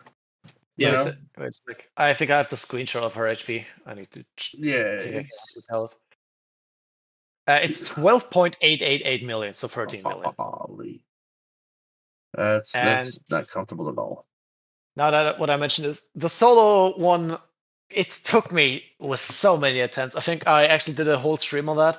It was 12 hours and 40 minutes on just pure attempts. Yeah. And after, I think the final one was like almost midnight, and I just did it there. Because the first encounter just takes long. It's just like you just shut your head off and just do it. Yeah. And then you occasionally have mishaps where you just dunk on the wrong symbol, or you forget to dunk at all and I just die to the buff. But yeah, when you grab a buff, you need to kill a witch, guardian, to grab a buff. And if you dunk it wrong, you die. If the time runs out, you die. And when you dunk it on the correct one, you lose it and you can progress. So there's Basically, no kind of glitches that kill you this time. It's your own kind of fault. Basically, yeah. Fair enough. Yeah, and that was like the problem on final boss, because I think to get there I took like half an hour because I just did the first and second encounter so often I just kind of speedran it. Yeah. And at the final one, it's 8. You need 8 damage phases or on average to kill him. Yeah. Wow. And you just kind of shut your head off and just do it. And it happened quite occasionally because I'm just talking with friends and so. And then I just dunked the wrong symbol. And there goes 1 hour of progress. Mm-hmm. And the last one is especially hard because the witch, she hits you so hard and she follows you. And then those stupid little arc things follow you. And then freaking, like, whenever you successfully kill the knight in the place you're supposed to kill him, because there's specific places, she'll spawn right there, right in front of you, like, and you're like, ah! And then when she spawns, she has like 8 lucent butterflies with her that start chasing you, and you're just like, oh no. Oh, yeah, it happens quite often. At least in the first attempt on Soul of Flaws where I got to her, I was like, isn't there like a mechanic about it? And I just turn around, there are 6 moths just approaching me, and I died. What I found with the moths, what I found with the moths is playing the Witch Queen campaign was Tiku's divination was fantastic. It would track those. Yeah, but you gotta have Arbalest. Oh, I don't. You gotta have like equipment for it. No, Tiku's divination all the way. Arbalest, getting rid of 4.5 million damage instantaneously is way more valuable than the Tikus. No, I wouldn't. I mean, if I had to do 29 phases of her and just use Tikus and get rid of the moths and survive and do it solo flawless, I would. Well, so you do it solo flawless, and I'm looking forward to it. Well, it was not an experience. I've done one dungeon solo flawless, and that's it. Because that was the bane. I haven't even moved on to the Pit of Heresy yet. We're telling you how difficult it is. Like, no, I don't believe you. I'm going to do this. All right, cool. No, I didn't say I didn't believe you. Do it, and I want to see you do it live. Come on, put your money where your mouth is. I didn't say I wasn't going to do it, and I didn't say that I would do it, but I would use Tiku's divination to take out those moths because the tracking on those things and the explosions was pretty cool. And that's what I used in the Witch Queen. Oh, yes, Tiku's in the Witch Queen. Yeah, okay.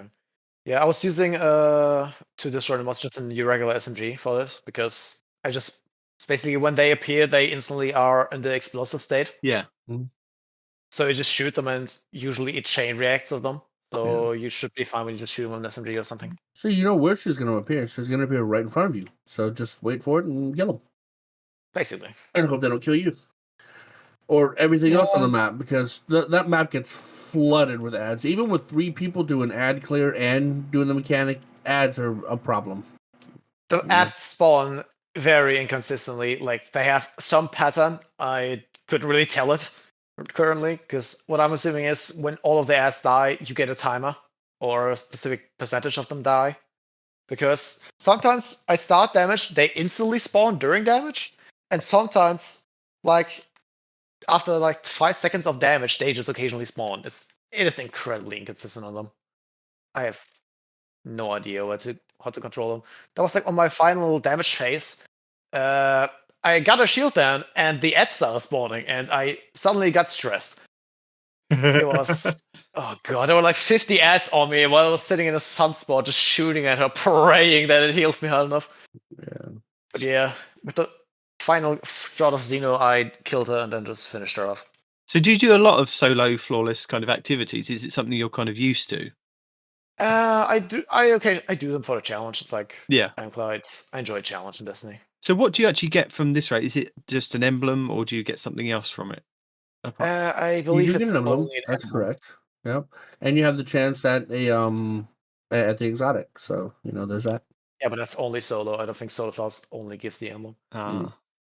So what exotic are we looking for from this dungeon? The Navigator. Yep. The Navigator trace rifle. The Navigator trace rifle. That is also the first trace rifle ever, and it's really, really good, and it was made for hunters, and it's super, super good support in both PvE and PvP, and it's amazing.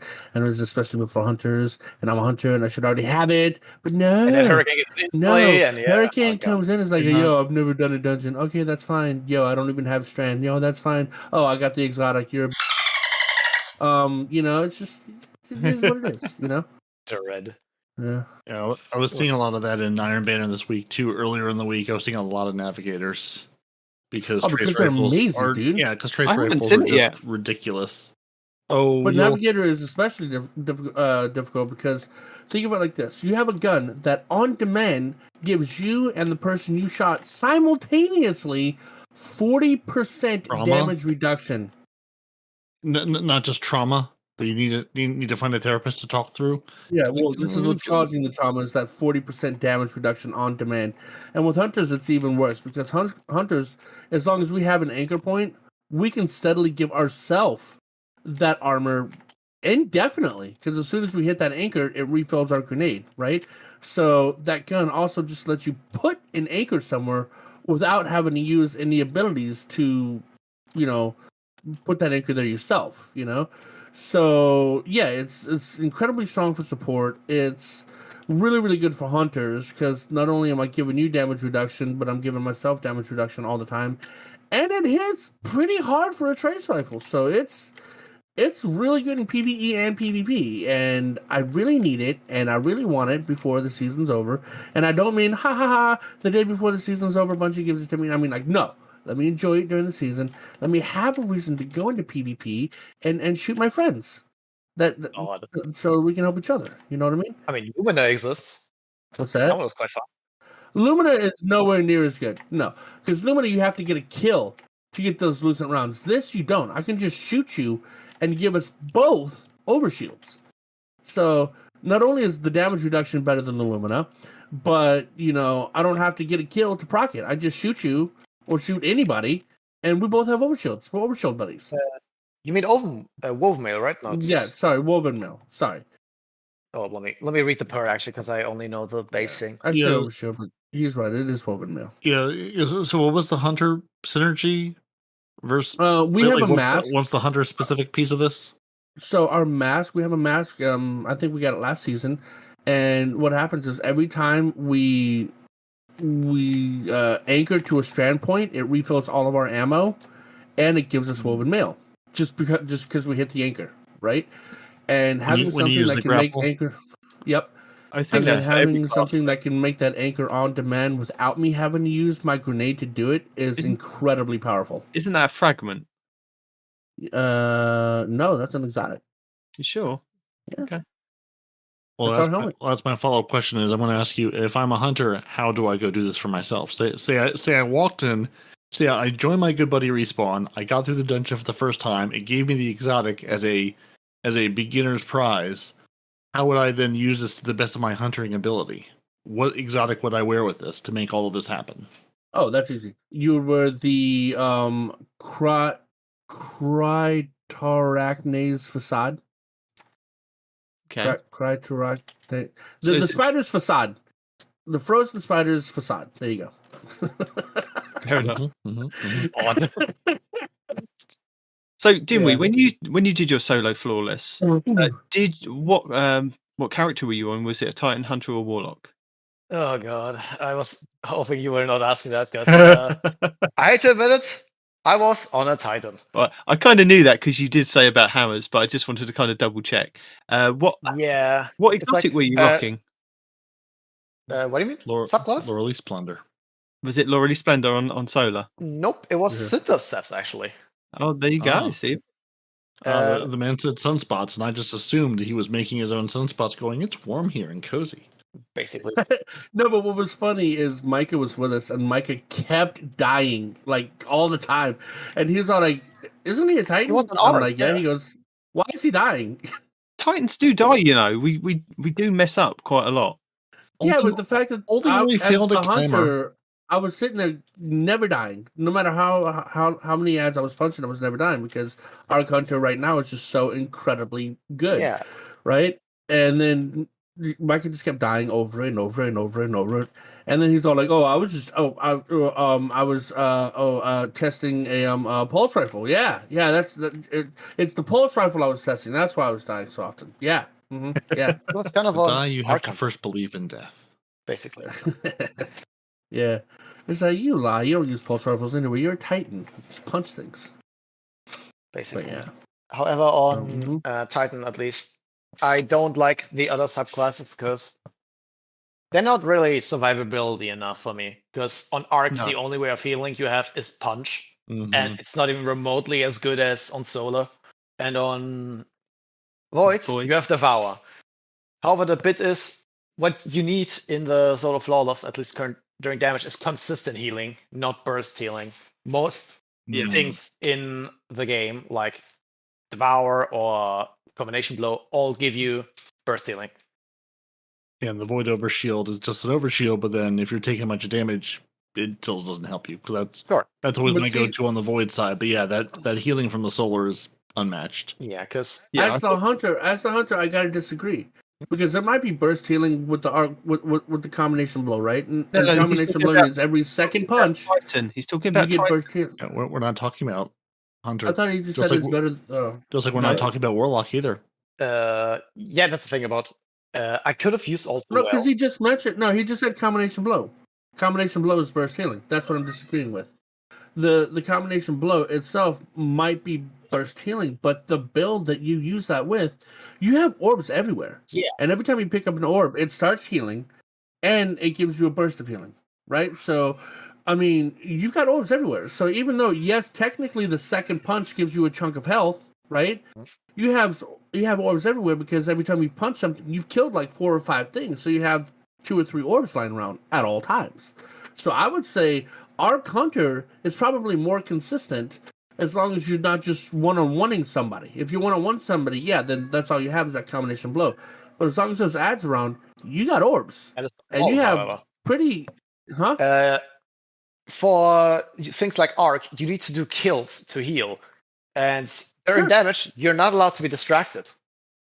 Every time you go critical, you need to go and kill an ad. And when you're critical again, go back and kill an ad. On Solar Titan, if you sit in a sunspot, you get Soul Invictus. It's basically restoration times 1. So you can just sit in the Soul Invictus, just hugging the boss, and just throwing hammers at him. And occasionally, some acolyte feels feisty and just comes too close, and then he dies to the sunspot and it reprocs. Okay. Well, if that's the case, wouldn't the new sword, wouldn't the new, not new sword, the new exotic paired with a solar sword be way more effective, right? Because don't you get restoration 2 just for existing? The sword gives you. You mean that one, the perk, new exotic, yeah. Right? Yeah. Yeah, no, that's the problem with it. You would have needed to load out swap to that, and the sword damage would have not been good enough to compete with hammers, because hammers I did per hit like 90k and occasionally 127k, and that's like an Izanagi shot to the head. Yeah. And so you okay, that's per throw on hammer, and that's only hammer. You still have your primary, special, and heavy. So you're saying that even with the damage buff on, let's say, the Lament and the ×2 healing, the Lament, because again, the exotic works by you have to block, right? And then when you're done blocking, you get that restoration and a damage buff, right? So the fact that even with the Lament, you have to block, right? And as soon as you come out of the block with the Lament, now you got the chainsaw running, you have all that extra damage. You're telling me that even with that combination, the hammers are doing more damage than the Lament with the new exotic? They do, because of the fact that Lament has a cooldown. You need to wait till it loads up again. I believe they removed the old sword perk. What was it called again? I'm not sure. There once was a mod you could use with Charge of Light that gave you increased sword charge time. And with that, it may have been better. However, when you just use the sword combo, the ×5 or ×4 combo, your entire energy is out. He is still there. All the ads are still there, and your sword that gives you the healing is on cooldown. And you kind of always need to keep going with the heals. And something that has you shorten the cooldown by hitting things with the sword to give yourself more sword energy, right? Because that's the cooldown you're talking about, is the time it takes you to build up that sword energy, right? Yes. Okay, so at the same time, you're what's faster, the time it takes you to refill that sword energy, or how long you have that restoration? Because you get restoration times 2 for 12 seconds, right? Yes. It doesn't take you 12 seconds to build up that sword energy again, does it? Especially when you're constantly hitting somebody, even a boss. When you're 1v1ing a boss, you're hitting him that whole time, so you're going to get that sword energy back before you run out of restoration, right? So what's the problem? The problem is damage in general. That sword mesh trap may be good, however, you would take more damage phases. Since on the hammer build I ran, you can use Tractor. You can use a 30% damage buff to hit him harder with the hammers. And so if I had one hunter with a tractor and 2 titans with that sword, you think that would do more damage? That wouldn't be or solo. Hammers is still better. Oh, solo. Okay, fair enough. On solo damage, on actual like 3-man damage, me and my friends use what are they called? Acreus, Legend of Acreus. Really? That thing annihilates him. It's the final boss, the witch. No, not the witch. The one that's flying everywhere. I was talking about Ekka. Gotcha. Hive Guardian. That makes sense. Yeah. Okay. The question I've got, Dimwie, is it the throwing hammers? Are you getting the extra damage because you've got Syntheseps on? Also, yeah, you get 2 damage buffs. What was it called? Heating. I don't know what's called in the buff that you get when you do solo ability kills. It goes up to ×3. I'm not Roaring Flames, I believe. Yeah, I think it's Roaring Flames. Yeah, the Roaring Flames plus the damage from the Syntheseps. Plus, if you are surrounded by anything, that additional Syntheseps damage and range. Plus Tractor Cannon. It is plus that 30% debuff. 127k per hammer throw. So you're throwing hammers because recently, I don't know if you've seen it, but Astacross did a damage video for all the supers, and right now the Burning Maul. I know the witch is flying, but we're talking about the guy that's on the ground for right now, right? The Burning Maul does the most damage outside of Stasis Titan. Yeah, I know Stasis Titan is king. Weirdly enough, but go watch the video; it's crazy. But yeah, the Burning Maul is number 2 as far as the strongest super in the game. Yes. And you're using the throwing hammers because No, not the throwing hammer, super, the throwing hammer. The melee throwing hammer is what he's talking about. I'm using Figma. The tiny hammer is best damage on solo action. Yeah. Wow.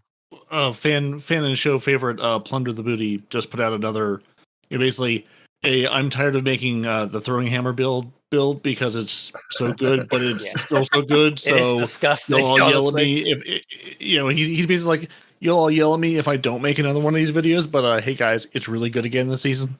They nerfed it like 3 times. It's still good. He just makes a video about a previous video. Basically. Yeah. Basically like, this is still really good. In case you were wondering, still good. Yes. And the question about Burning Maul is that like, it is true that it's the best damage on super. However, it is a roaming super. You cannot compare that to Gathering Storm or, I don't know, for example, Blade Barrage. Yeah, you can. And it does twice the damage of Gathering Storm, it does. unfortunately.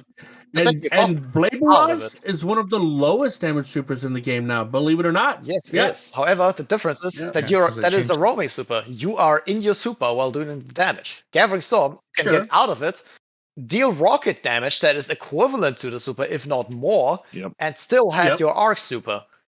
You can also combine it with Tractor Cannon. You just throw Gathering Storm and then Tractor him. And there are way more combinations with just instant supers than roaming supers.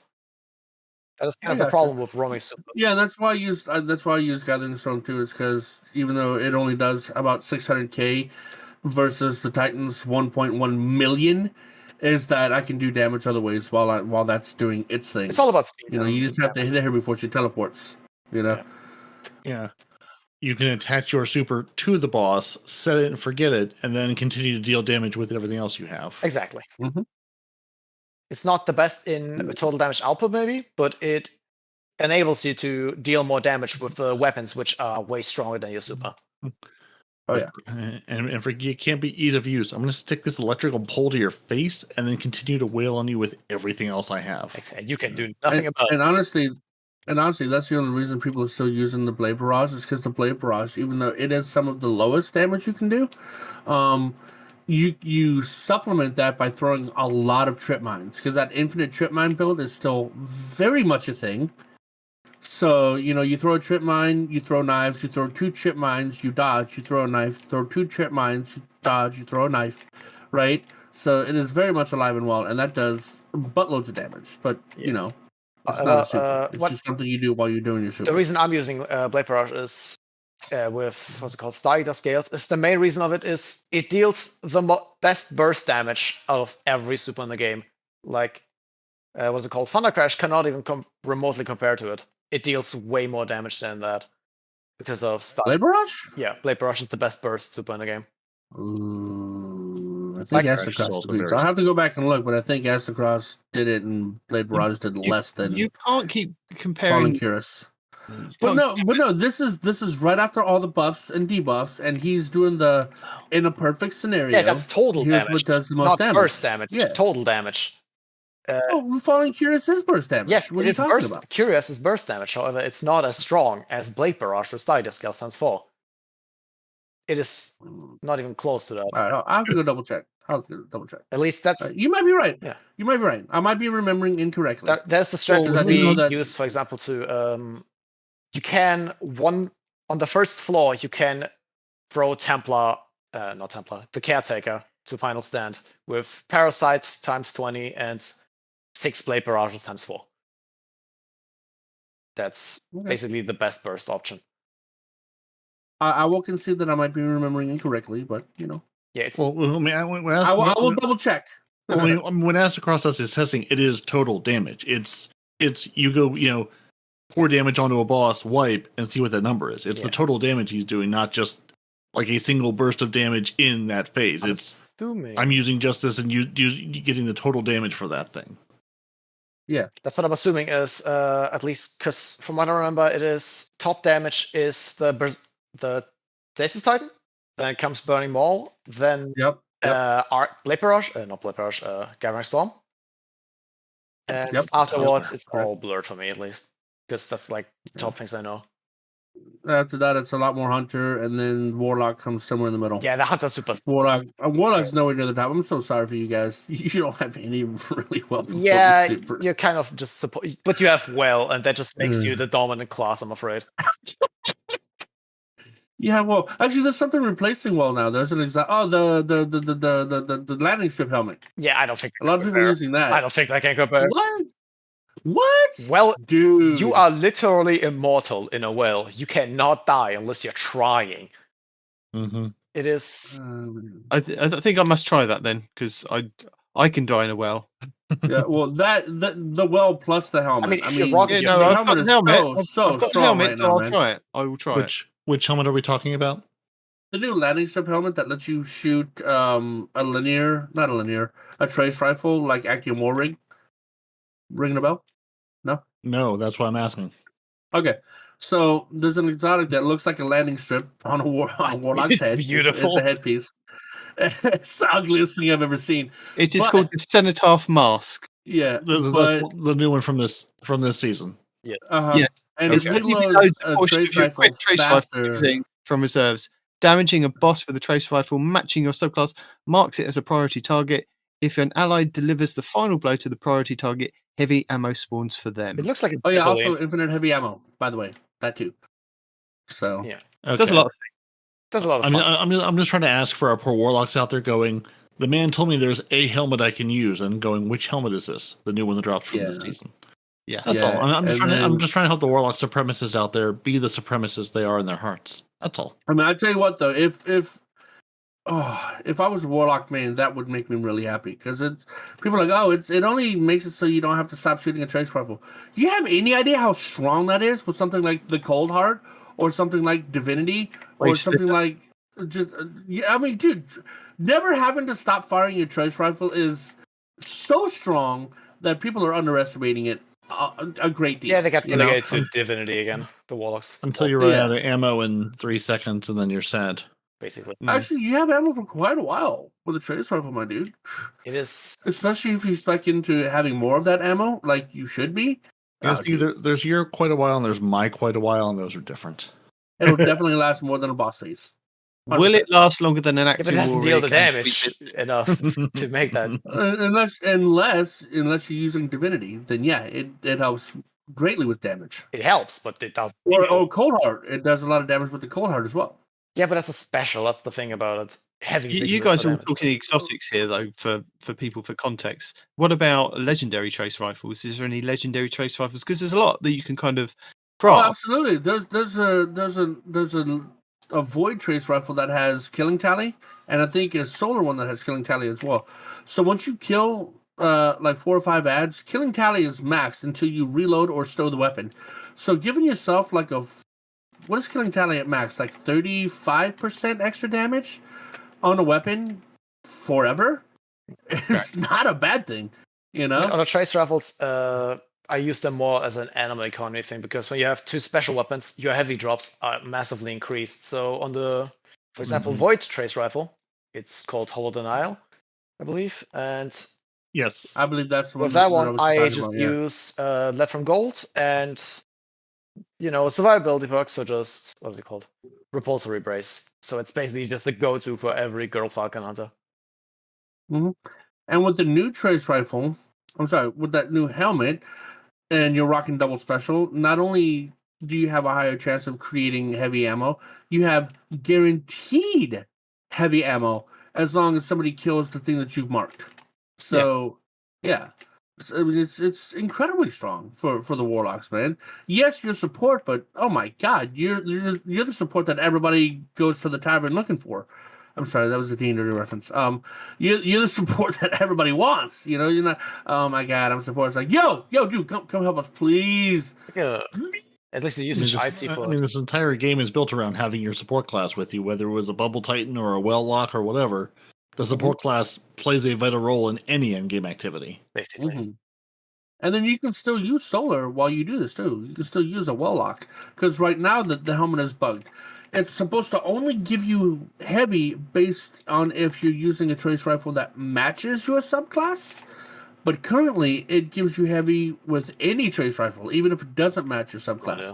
So you can rock Divinity with a well and still get infinite heavy. So the exotic bucks this season, like what's that? What is it with exotic bucks this season? They're kind of like everywhere, all over the place. For example, I think, was it Keffi's Horn? Or was the Saber like? Oh yeah, a few hours ago. Horn broke everything.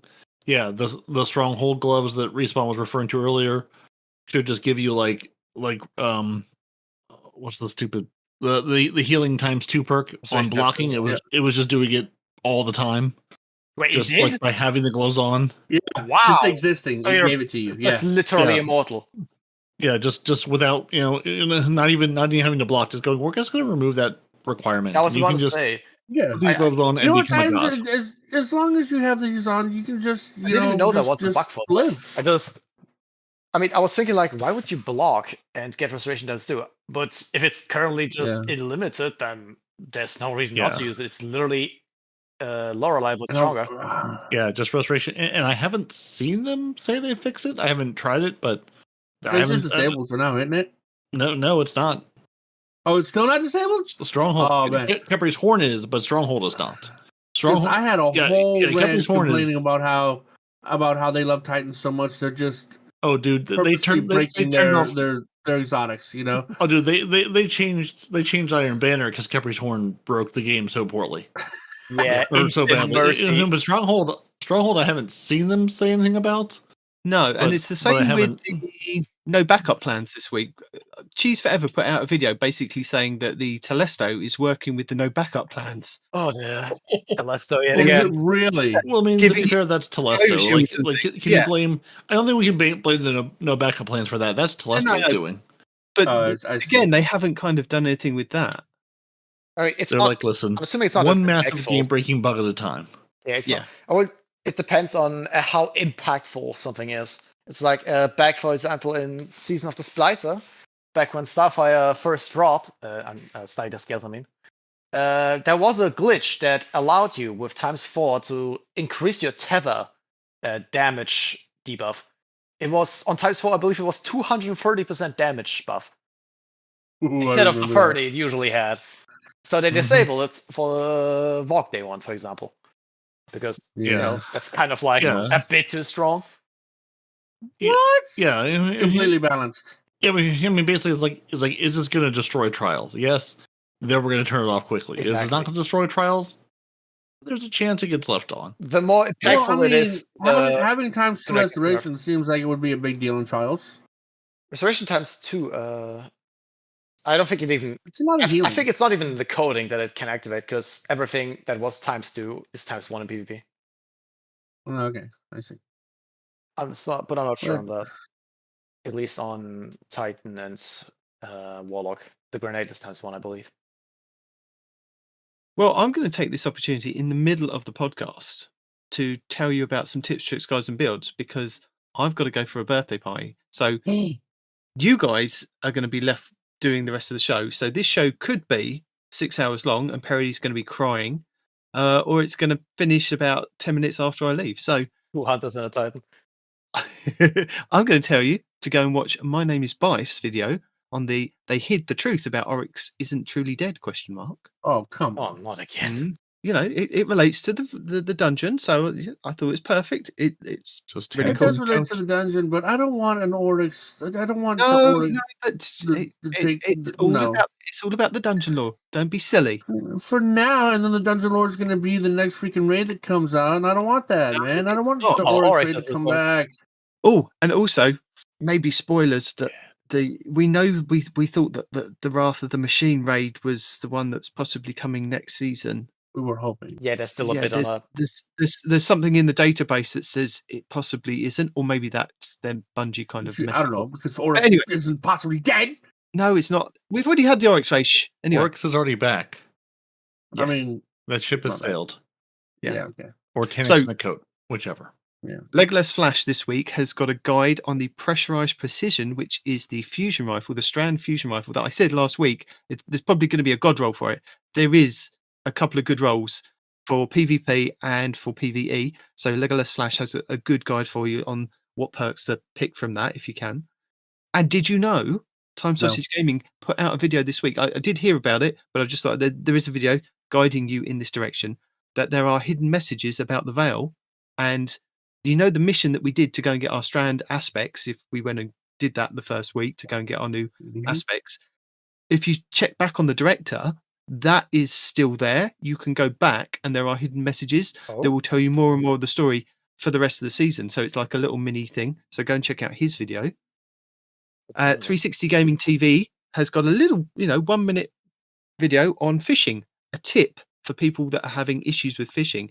And it's not an issue that you think, I wasn't really having of, but it was like this thing of going from first person to third person to first person to third person. Apparently it's affecting quite a lot of people. There is a way around it, a sword, but go and watch the 360 Gaming TV video just to give them, the thumbs up and say that they did a good job. Just stay in third person. Yeah. Okay. Have you got an exotic fish yet? No, I haven't. Okay. I have a number of exotic fish. I think I'm up to 4 or 5. Have they given you anything worthwhile yet? Exotic loot. Yeah. Exotic fish turn into exotics. Also, I got 2 or 3 exotics from the 12 legendary fish I turned in last fishing trip. So it's surprisingly a pretty viable strat. Yeah. You said you got an exotic from a legendary, you said? Yeah. Like I turned in 12 legendary fish. Like you turn in your legendary fish 5 at a time into the fish tank. And I got 2 or 3 exotic drops from that. Exotic armor pieces. Interesting. And yeah, same thing. When you turn in an exotic fish, it gives you an exotic armor piece. Like I think I also got charge or something else with it. But yeah, no, you absolutely get exotic gear from the exotic fish, as well as the enhancement cores. But after you start stacking 999 stacks of enhancement cores, I stop acknowledging them as a currency. So, but you also get those too. See, now that I wouldn't mind. Stacks of 999. You've got to go and do your fishing. Yeah, no, like he definitely got that from an exploit. Don't you shut your mouth. I'm sitting here on. Right now I have 197 fish, 1 exotic, 21 legendary, 80 rare, 95 uncommon. It says, and I have 239 bait to go. So I'm gonna go fish these, and I've just been hanging out on. I go play a bunch until I get close to that 500 bait limit. You play activities. Play a bunch of Iron Banner. Yeah, it's kind of play like a bunch of Mayhem. I just go play the game, like public event. No, I play the game, everything. and I've only got like 50 some. Yeah, it's a problem. Only the playlist stuff and the playlist activities. I just played PvE. Well, go do a public event. You're getting like 9 bait from a public event. Like I was running public events on Neo Moon, and it's like here's your 9 bait for doing this public event. Like just go play the game, do anything, and they just hand you bait. And then I did the dungeon. I got 20, 21, or 29 bait. It's only playlists and Then I just take them. Yeah, I mean, I've run Gambit, I've run Iron Banner, and I've run Mayhem this week. And then I did 3 or 4 Nightfalls, just enough to get that bar filled. And yeah, I was sitting here at like 450 something bait. Oh my God! And then I just head over to the Shadow Throne, because that's not the Shadow Throne, to the Throne World, to the swamps. And because that says that's where the fish are swimming. Basically, like if you go and look at your bait thing, the fishing tackle, it'll say like increased activity detected somewhere. And this week it's the miasma on the Throne World. So I've just been hanging out on the Throne World, just fishing when I'm sort of done playing, or if I'm sitting in a meeting that I need to pay attention to, but don't really need to do much in. I'll just sit there. I need to pay attention to, so I'll go fishing. yeah. I mean, because the fishing is so brain dead simple. Like it's literally just watch the screen, and then unless your fishing line disappears, it's something happens, you just hit the button. And even if you miss some of the fish, who cares? Yeah, that's his own shot. You've got hundreds of pieces of bait. But on the surface, so like if there's a meeting that I really have to pay attention to, I go fishing. Don't have to pay attention to. You can literally just go by sound. It's next week will be Nessus for the fishing if you want to go.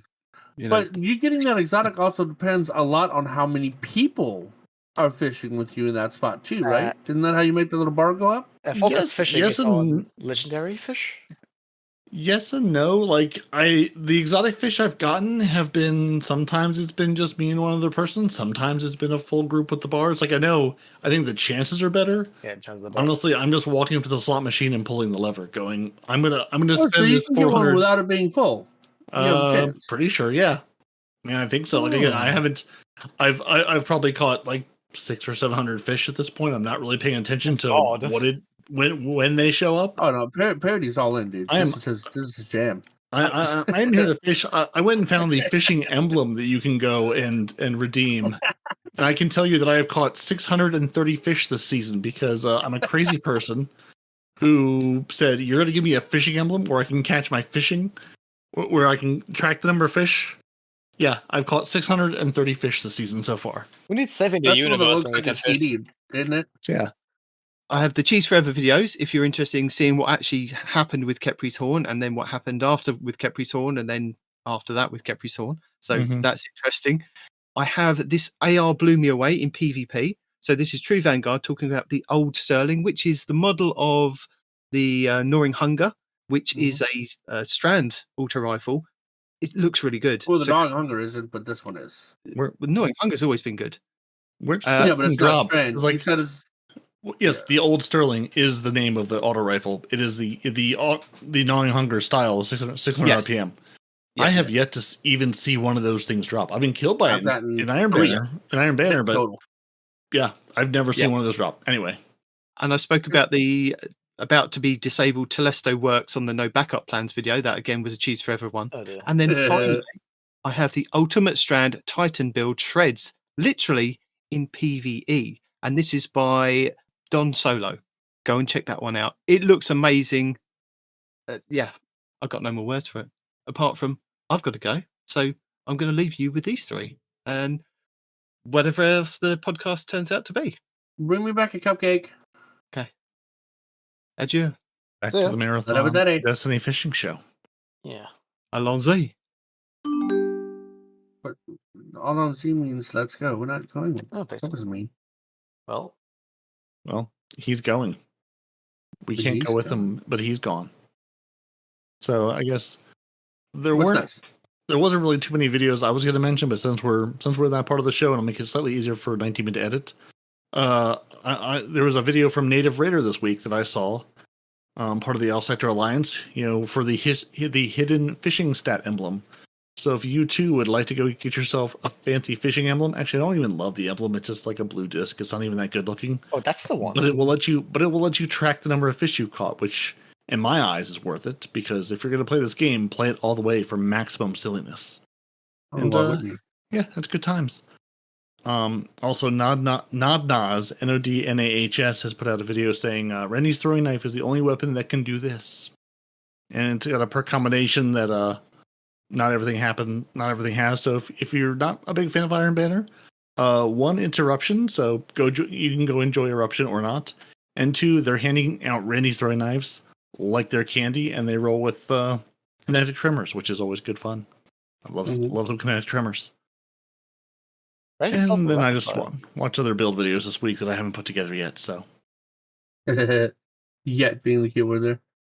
So Rennie's throwing knife. I looked at it earlier. I didn't see any really special kind of things going on there, man. The kinetic tremors I get, but like I was looking at kinetic tremors rapid hit, so you could just kind of keep that train rolling, kind of thing. But like, what else would you put in that second slot besides rapid hit? Nothing. That would go with kinetic tremors. I mean, it's a scout rifle. Rapid hit always is like the go-to thing. Yeah. Going for crits.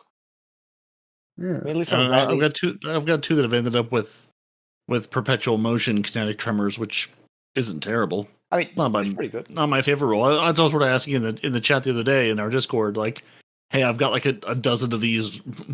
Which of these should I keep? Which of them are worth anything other than the kinetic tremors ones for PvE? Yeah, like they're not like the best thing in the entire world, but it's kinetic a nice. Tremors works for PvP as well, right? Yeah, does it not? Okay. Yeah, but I'm saying my use will mostly be PvE because let's be honest, that's where I'm taking this thing, especially with the anti-champion mods this season. I mean, the only other thing I could think of is like maybe Pugilist and Swash. Maybe I wouldn't really go for that. Kill Clip Rapid Hit, maybe for like a PvP. I'm not entirely sure what else you would go for. I'm probably going to go for the old school role, Rapid Hit Explosion and Kill Clip. Probably my go-to on that one because God, I missed that one. Anyway, watch the video because now I'm curious to see what this guy is like. This is the only one that can do this. Well, I wonder what it is because I'm not seeing a whole lot of wow from this pool here. It's a scout rifle, that's all I can say. Yeah. Well, it's Randy's throwing knife, dude, and I love Randy's throwing knife when it first came out. Yeah, it was amazing. But the meta changed, sadly.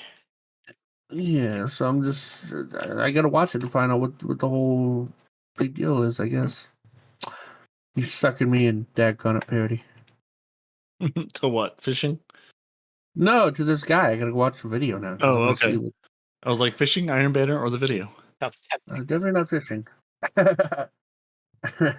Sorry, guys. Stop yelling at me. I'm just not an avid fisherman. It's boring to me. Respawn doesn't want the loot from catching fish. That's his deal. If he doesn't want to catch the loot, that's on him. Yeah, I mean, if you had something more than just shards, well, I mean, I go do not dungeons. I do nightfalls for shards. What else can you give me? Nothing. Well, meh. Sorry. I mean, legendary and exotic gear. Yeah, but again, most of that's been turning into shards anyway because I really can't find gear better than what I've got. I know first world problems. I get it, but like, stop pulling the slot machine then. The armor on the fish are quite spiky, so you could actually go for it because that one I have a few of them already swapped out my beforehand ones from the lost sectors. Yeah, because those the fish ones spike way more often than the exotics. Yeah, okay. Yeah. I haven't seen. I've seen some really spiky armor. I haven't seen much high rolled spiky armor. I got a 69 roll. Oh, nice. Yeah, I've seen that it's possible, but I haven't gotten any there. I've gotten the spikiness, but I haven't gotten the spikiness and the high stats, which is really just what I'm going for as I'm putting my money into the slot machine and pulling the lever over and over again. Going, catch me a fish. Oh, the lever, Crumb. It's a something. So we haven't actually touched the TWAB. I mean, the TWAB is very short this week. We just sort of talked about the hotfix and the Iron Banner changeover and Iron Banner as a whole. So, yeah. Nice. Yeah, I suppose we might as well mention, this week at Bungie for the 1st of June, 2023. Where they told us a bunch of things last week that since Respawn won't remember, I'll remind you and him that they announced Marathon. There's a new PlayStation crossover. Guardian Games is over. You should save the date for Seas of the Deep, which you shouldn't because it's here now. They've got cutscenes for days. There's a reminder about Guardian Rings, and the Aquanaut is now available. But Respawn remembered all those. And also, there was a trailer about Cade, which I assume is about all you remember from last week. Because I think that's all anybody remembered from last week. Because that was really the only news worth remembering. Well, the new game from Bungie is like quite a big one, at least. Yeah. I'm very the new old game. I have a sweet spot for extraction shooters. I enjoy them a lot. Let's hope it. Extraction shooters. It's like you go in with loot and go and grab more loot, and if you die, you lose everything. So it's like the Dark Zone inside of Division. Basically, or Escape from Tarkov, basically. Never played that. So Division. Division. Yeah, I like those, and we'll see how it goes, because the art from the trailer looked amazing. It's like incredibly unique. I've never seen anything. Oh yeah, like visually it's a pretty stunning game. Just like the armor that you can get from the dungeon, which we all forgot to mention. The Hive armor you can get from the dungeon. Woo! That's some spicy armor, guys. Visually speaking. Yeah. Very good armor. Like incredibly good. Mm-hmm. And we forgot to mention that. Kind of a big deal. But, whatever. Do the dungeon, get the armor. I've been through it a couple times. I'm still missing the chest piece and the cloak, which arguably are the two best pieces for a hunter. I'd say helmet. Right? Just like the cowboy hat. Don't tell the game what you want. The helmet is just the Taken King. It's just Oryx. That's why Oryx. It's good. Okay, sure, but like the translucent, ghostly effects on the cape and the chest piece are what I like. I don't blame you on that. It does look good. Mm-hmm. Anyway, sorry, Peroty. Continue. We'll continue. And I'll also say welcome to SweatySpookz, who's joined us, because we're just going to add more anarchy and chaos to this week's episode. Now the Nightydemon's gone. Yeah. The inmates will truly run the asylum. No one respawned in real life speaks, and the hunters collect. Here we are. Exactly. There you go. Really what it is we're actually contractually obligated to have one really smooth talker on the show at least at a time. So now that we've lost one, we had to bring a new one in, because Respawn and I are not those people. Well, it's not the British voice. Neither is Spookz or Dimwie, so have you heard this man speak? I mean, yes. Both of them? Yes, I've heard them both speak. Quite often. I almost fall asleep mid-work because of Spookz. Yeah. That's what I'm saying. That's just because he's boring, not because he's smooth. Spookz is like, you know what? Forget you. I'm out. Doo-doo. All good. There was mention of BBL, something about, I don't know, maybe Native Raider in a YouTube video or something. And, you know the way it goes. We work as a pack. Speak of the devil, they appear. Here we are. Exactly. Yeah. I mean, I know he does like lots of build videos and things, but the one I got most excited about was, hey, there's a fishing emblem that lets me catch my fish. So I appreciate him telling me and the other people about that, because I'm not saying this is going to become my Iron Burden thing once the season ends, but there's a chance. There's a chance this will be the thing I wear, since they're never going to bring back Crimson Days, much to my chagrin and continued asking. If you want to give me Crimson Days, I'm going to just wear the fish emblem forever, and that's just how it's going to be. This is what you're doing with Bungie. You guys are obsessed with fishing. I just don't understand. Fishing is incredibly fun. You're standing there. You're pushing a button. You're staring at that stupid little bulb until it goes underwater, and you're pushing a button again. Like if you had to pull it left or pull it right or pull it back or let it out so it doesn't break your line and then pull it back in again. If there was some kind of I don't know, Stardew Valley, literally any level of effort to this. I was hoping they would implement the Stardew Valley system of fishing, because that makes people so angry trying to learn it, trying to gauge the little beater as your fish goes up and down, learning to fish in that game for the first time. That's what I had hoped they would do. But no, this is Bungie. They're like, listen, you're going to get the simplest version that's going to be really buggy, and your fishing line's going to disappear half the time. I would have liked that is the Destiny experience. Style. Speaking of fishing lines, that's what you should be watching. Not the bobber. You should be watching the line. Because first off, the bobber is going to get mixed between a cesspool of an entirety, a whole bunch of different bobbers. So you're going to lose track. So if you watch your line, it'll just go straight, like completely straight. It won't be so loose anymore. That's the moment you know when to click. You don't even need an audio cue. You just watch it straight down. You just said that the line's disappearing. So how do you deal with that? Yeah, the line also disappears sometimes. It just bugs in and out sometimes. Because again, this is Destiny, and maybe you shouldn't run a live game for like 10 years. Maybe this is hitting the upper limits. Yeah, because sometimes you have a line and sometimes you have a rod with nothing on it. That eventually you just get a little prompt going, "Oh, hey, there's something out there. Just trust us." Trust us. I mean, we got no one respawns in real life. I go fishing in real life, and that's where I keep my fishing. So I'm gonna just stay in PvP. There you go. It's like So fishing. you've been playing Iron. I don't want a Dark Souls boss with a fishing net. I do. Why? Let's go. Why not? A Dark Souls boss isn't that fishing line? Dude, what if there was a chance you could catch like the Leviathan on the line? And she's like, yoink. I don't know, man. I think she would snap your line before you reel it in.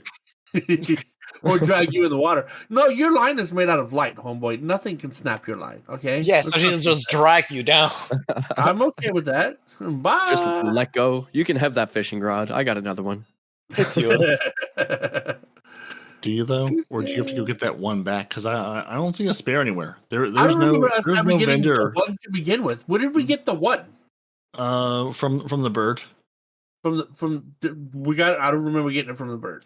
From Half-Life. I'm pretty sure the bird hands you some fishing tackle, and I assume with that came the line. Does he? Oh, man, I was sleeping longer than I thought I was. My goodness. Sleeping on the fishing meta. Right? Yeah, I mean, you get your bait, or you could go fly. And with fly, of course, you can test the waters, put your hand right in there, see what the fish are eating. You could, have a green death. I could just go on. I'm glad you're here, though, because I had a question. Peroty brought it up a little while ago. But for you, Randy's throwing knife, what is the PvP role you're looking for? Perfect. I was prepared for this question because I was following along the moment that Nitedemon left. I just wanted to make sure I wasn't intruding. Yeah. A couple of different ways we could approach this, and it's really going to be a couple of different things. So obviously, in our third and fourth slot, I'm going to be referencing d2foundry.gg for those out there wondering what I'm looking at. But in third and fourth perk column slot, we have a lot of perks, a lot of different combinations. I'm going to start with third perk slot. So I'm going to say Rapid Hit is going to be a good perk to have for PvP. What's this going to do? Rapid Precision hits temporarily increase stability and reload speed. So stability, what does that do for you in PvP? The time for your reticle to go back to the home position or reset space, as I refer it to, in between your shots, the higher stability you have, the faster your reticle will go back to that home position. For your follow-up shot, the lower it is, the harder it is to kind of control that. So that there's a little bit of nuance there. Reload speed, we all know what that does. Another thing that it's going to do is give you a reload duration multiplier so that your reload graphic speeds up. Of course, this stacks up to 5 times. At max stats, you can have 25 stability, 60 reload speed, and a 0.92 times reload duration multiplier. Very good perk to have. Another one is Zen Moment. That's a really hot perk right now because of the flinch resist bonuses. For PvP, let's see. I might even be a little bit brave and say Offhand Strike might be one to consider. I'm not sure that it would be great, but the reason it might be good, final blows grant additional weapon, range, stability, and accuracy when firing from the hip. Randy's is a bit of a faster firing weapon. You might find yourself doing some more hip fire than really you planned with it sometimes. Discord, I'm not sure. I haven't done my own testing on it yet.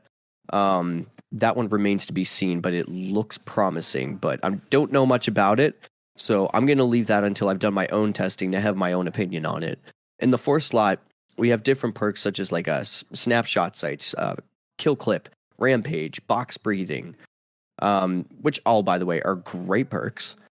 On this particular weapon, I was going to just say that I'm leaning more towards box breathing because what it's going to do, aiming this weapon for a short period without firing grants bonus range and precision damage that resets after firing or exiting zoom. So when you're laning and you're trying to counter that the sniper at the other end of the lane, as long as you're doing some tick damage, you're flinching him, he's not able to get a secure headshot.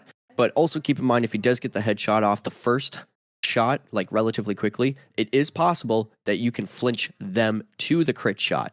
So don't just, assume everybody's cheating. Sometimes that's a thing. It's happened to me, and I can definitely speak to that experience. Encore is another one. Let's talk about the box breathing, right? Because for a long time that was the go-to role for the that scout rifle you could get from the dungeon. Has an adept version. Thank you, Hung Jury, right? Everybody wanted that role. But that's only for like the first round. And on a rapid fire gun, right? That first round isn't really going to do a lot. I understand if it was like a high impact or whatever, you sight in. Because you got to sight in for like a full second to begin with, right? So once you sight in for that full second, you get that first shot. And then after that, it's just all back to the regular rounds again, right? And for a rapid fire, I would think that first shot isn't really going to be that big of a deal, you know? I would say otherwise, actually. What's that? I would say otherwise because I'm not sure on the damage, but in PvP, it's a lot of time to kill. And if box breathing reduces the damage, the kill time by 1 bullet, then that's already massive. If it does that, but that's what I'm saying. On a rapid fire frame, they're not doing that much damage to begin with. So, is that 1 bullet that you get from having to aim down sights worth it? Is it actually going to drop the TTK? And that's why on Hung Jury it was so important because it did. It did drop TTK value. But on the Hung Jury, on the Randy's throwing knife, is it going to? Well, see, I'm going to preface with everything is always going to be left to personal preference and do your own testing first. But if you're asking for my personal opinion, the very first shot of damage in any PvP engagement, that's what I'm going to specify, is the most important shot. There could be a lot happening with that first shot of damage. I'm going to give you a brief example where I think that box breathing would benefit Randy's throwing knife. Let's go to Endless Vale. This is a map where Toilet is often called out. If that kind of rings a bell for anybody out there trying to follow along. In the middle. Yeah. Exactly. The reason why I bring this up is because on both spawn points, right in front of you, on both points, for both enemies, there's a 50-50 sniping lane. And a lot of times what people do is they rush directly to that sniping lane so you can get the better angle for that first pick. And a lot of the times with that first pick, if you're running in with the Randy's throwing knife, first off, I'm going to say if I could pair box breathing with, in the second perk slot, high caliber rounds, which will provide flinch, certainly at the rate of fire that this gun provides, I would say that would make it that much more of a difficult time for that sniper to get that first pick, maybe allowing my teammate to get the first pick off of that duel that I'm engaged with, or to pick off somebody else trying to pick me off while I'm engaged in that duel. There's a lot of different scenarios, ins and outs, and nuances that we could talk about. We'll be here all day. But my point being, foundation of the story, that very first shot is the absolute most important in any moment of engagement. So if that is going to provide a benefit, such as another example of this is opening shot, because it provides, that little bit of extended range. It doesn't increase your damage, but usually you can start closing that box, and on your follow-up shot, you're within your actual means of range. I was going to say, if you're firing initially from outside of your initial range, that does give you a bit of a damage bump, because if you're outside of your range, you lose damage. So exactly, if that puts you in range, technically you get a damage buff. Now, another bonus thing to consider about box breathing is a plus 10% increased aim assist fall off distance, increased precision multiplier by 1. Timer starts as soon as the ADS input is pressed, and the precision damage of scout rifles is decreased by 5% while box breathing is active, so there is that to consider, hence the result of Hung Jury, but I still believe that it could benefit you in certain scenarios. Okay. There's also Encore, which... Encore. Yeah. Yeah, so Final Blows, which it's dependent of a kill here. Final Blows grant a stacking stability, range, and accuracy bonus to this weapon. Precision Final Blows grant more stacks. So that'll reduce your accuracy cone size by 1.25% by each stack, as well as gaining 5 range and 8 stability with each stack as well. It can be beneficial, but there's other perks that you would benefit more from. However, I would not say to not try it if you got it, just to see if it feels good for you. Swashbuckler is kind of a sleeper perk, but that's because it does require a little bit of setup, and it's niche that way, but the damage output can sometimes be worth it.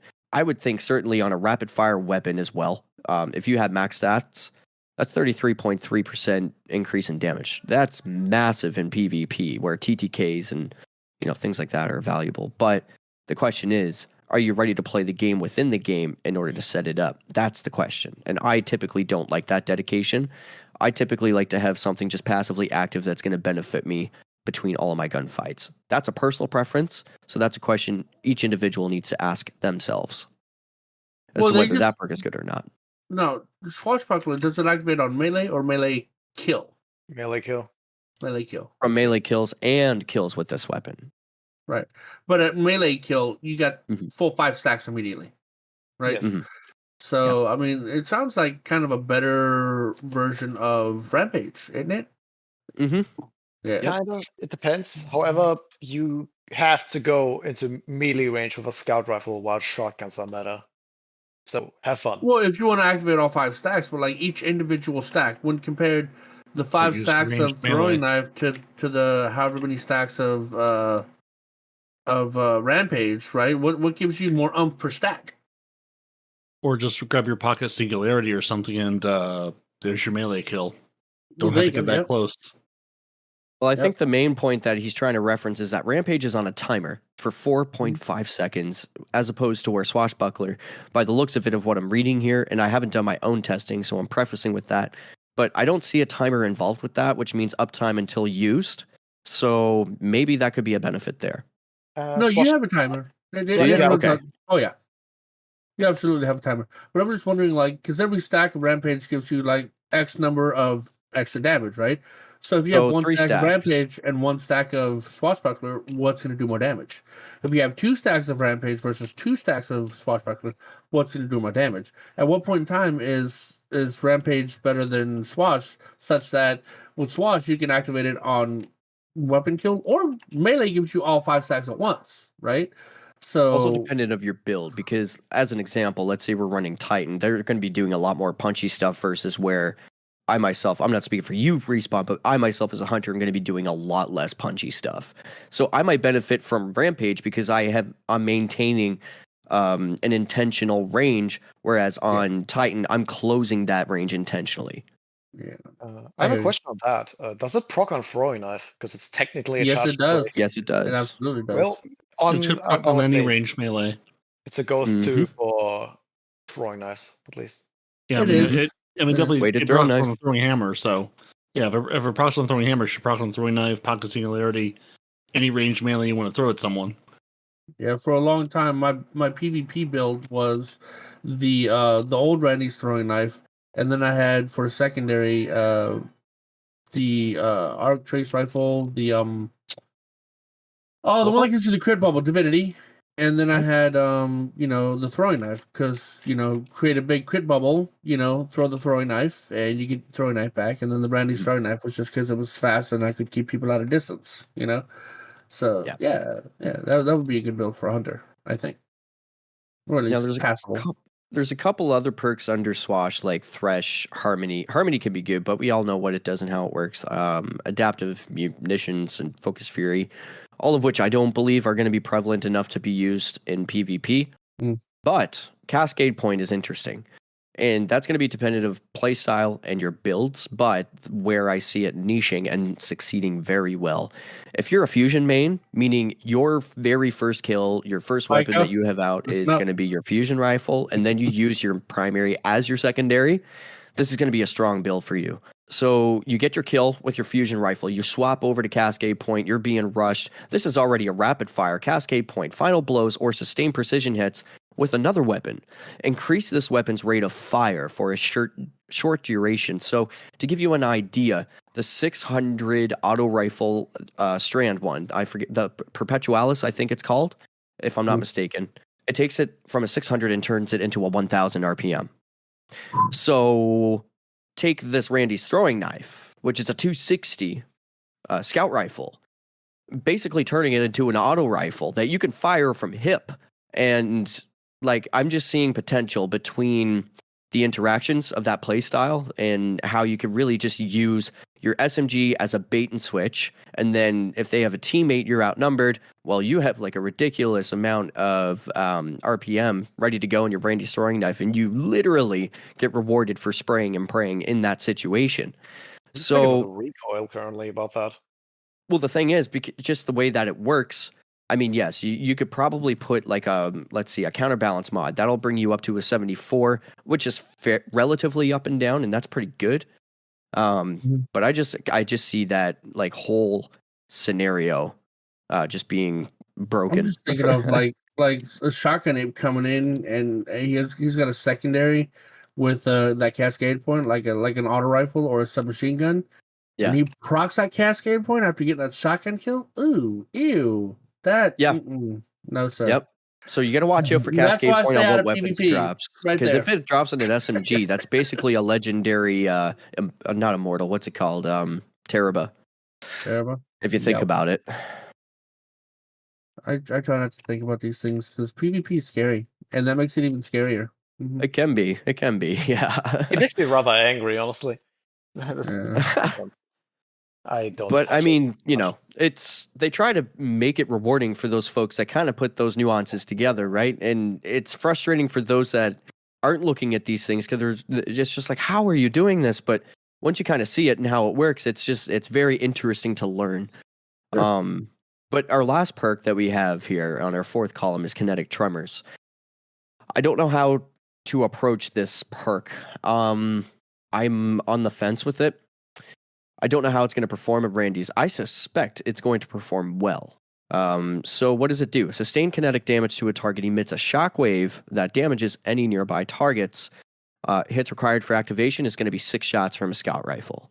Being a rapid fire, pretty good. 6 shots real quick. Now, what the values are, I don't know yet. But I do have a singular one-time experience that's a positive experience with kinetic tremors. It was in a private match. Somebody from my clan, Reaper's A, shout out, brother. We were just testing stuff and weapons because I had a spare rations drop with this kinetic tremors. We were in a gunfight. I won our first gunfight, the 3-tap. It came out pretty clean. I was happy with it. I was like, okay, cool, whatever. Move on to the next. You're spawning in, so I'm going to start moving towards him. And we get engaged into another gunfight. 1, 2, bang. He was deleted off of my screen in 2 shots off of 140 spare rations. And I paused. I took a moment to pause because I was just like, what just happened? Did I break what did I do and how do I do that again? Did I just break the game? Like, is there connection issues right now? Did I lose frames? What happened? Do I need to reinstall antivirus? Do I need to restart my computer? What happened? I panicked. I genuinely didn't understand what happened. So I asked him if we could stop for a moment because I wasn't planning on testing anything. We were just genuinely warming up to go into PvP, and I was just wanting to test a weapon out. And I seen this happen. I was, what? So we tested it out. I reproduced the issue again. I got it. I killed him. He spawned in on second time encountered. I took him out in 2 shots again. I seen the pattern. I was like, requires a kill, 2-tap. So it reminds me of something like kill clip, but I don't notice a timer. I don't know if it's a benefit that goes away after a while, but I need to do more testing. That was an experience that I had with it, a memory that I'm holding on very fondly of, and hoping I get a higher range spare ration so I can further test it, but that is something I'm keeping an eye out for. Now, folks, I'm not really trying to be out there running around facing other kinetic tremors. I'm just testing this out. Don't punish me, please. Now, since you play way more PvP than I have, I've been seeing something going around that right now stasis titans are a thing because they can break crystals for this hand cannon and potentially 1 and 2-tap people, dude. Not 1-tap people, that's dumb. But like the one shot is hitting like 112. And they're hitting people at ranges. I was watching I forgot who I was. I think it was Acicross. He 2-tapped somebody. Okay, so you know the map where you're in the mountains and it's all snowy and whatnot. You have those 2 towers way at the end. Thank you, Vostok. Well, he was just outside. He was on that bridge way on the other side, looking at the 2 towers, right? So that's a long ways away, right? Yep. He 2-tapped the guy in both towers. with this hand cannon. I'm like, that is. So what I suspect he was doing was he using round robin? Was it a strand hand cannon? No, it was the new one that looks like it's taken. It's the new taken hand cannon. Oh, that's going to be targeted. What is it? Targeted redaction. Okay, let's take a look here. Yeah, and when you break the ice crystals, it gives you more damage and more range. And just I was just like, you should not with a hand cannon. That is scout and sniper range, and he just hand cannoned this guy at 2-tapped. That's ridiculous. Yes. Yeah, I'm looking because I that would definitely make it 2-tap. If he had explosive payload on it, without a masterwork, with just explosive payload on it, no masterwork involved, that reaches 34.9 meters. No. This wasn't that. This was the one where if you break stasis crystals, it improves the weapon thing. I'm trying to find it right now. Collective action? I think collecting elemental pickups or throwing a strand tangle grants a stacking period of increased damage. Collecting elemental pickups, because when you break the crystals, it leaves the pickups, and that's what he's picking up. Yeah, collective action. Yeah, I think Panda, 12 seconds. put out a video about this. Yeah.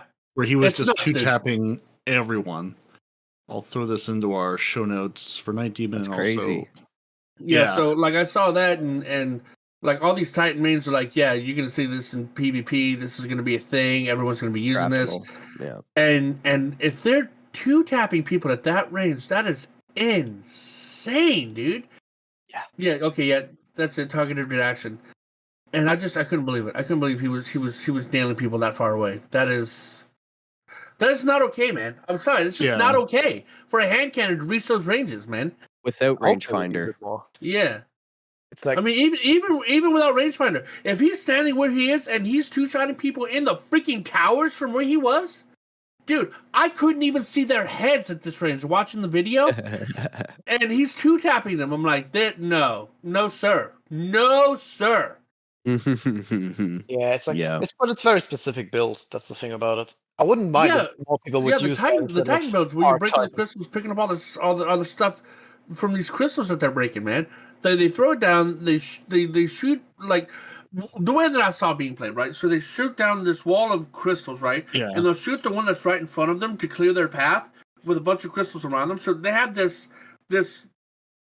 barricade around them, for lack of a better word, right? So they're protected by all these crystals, right?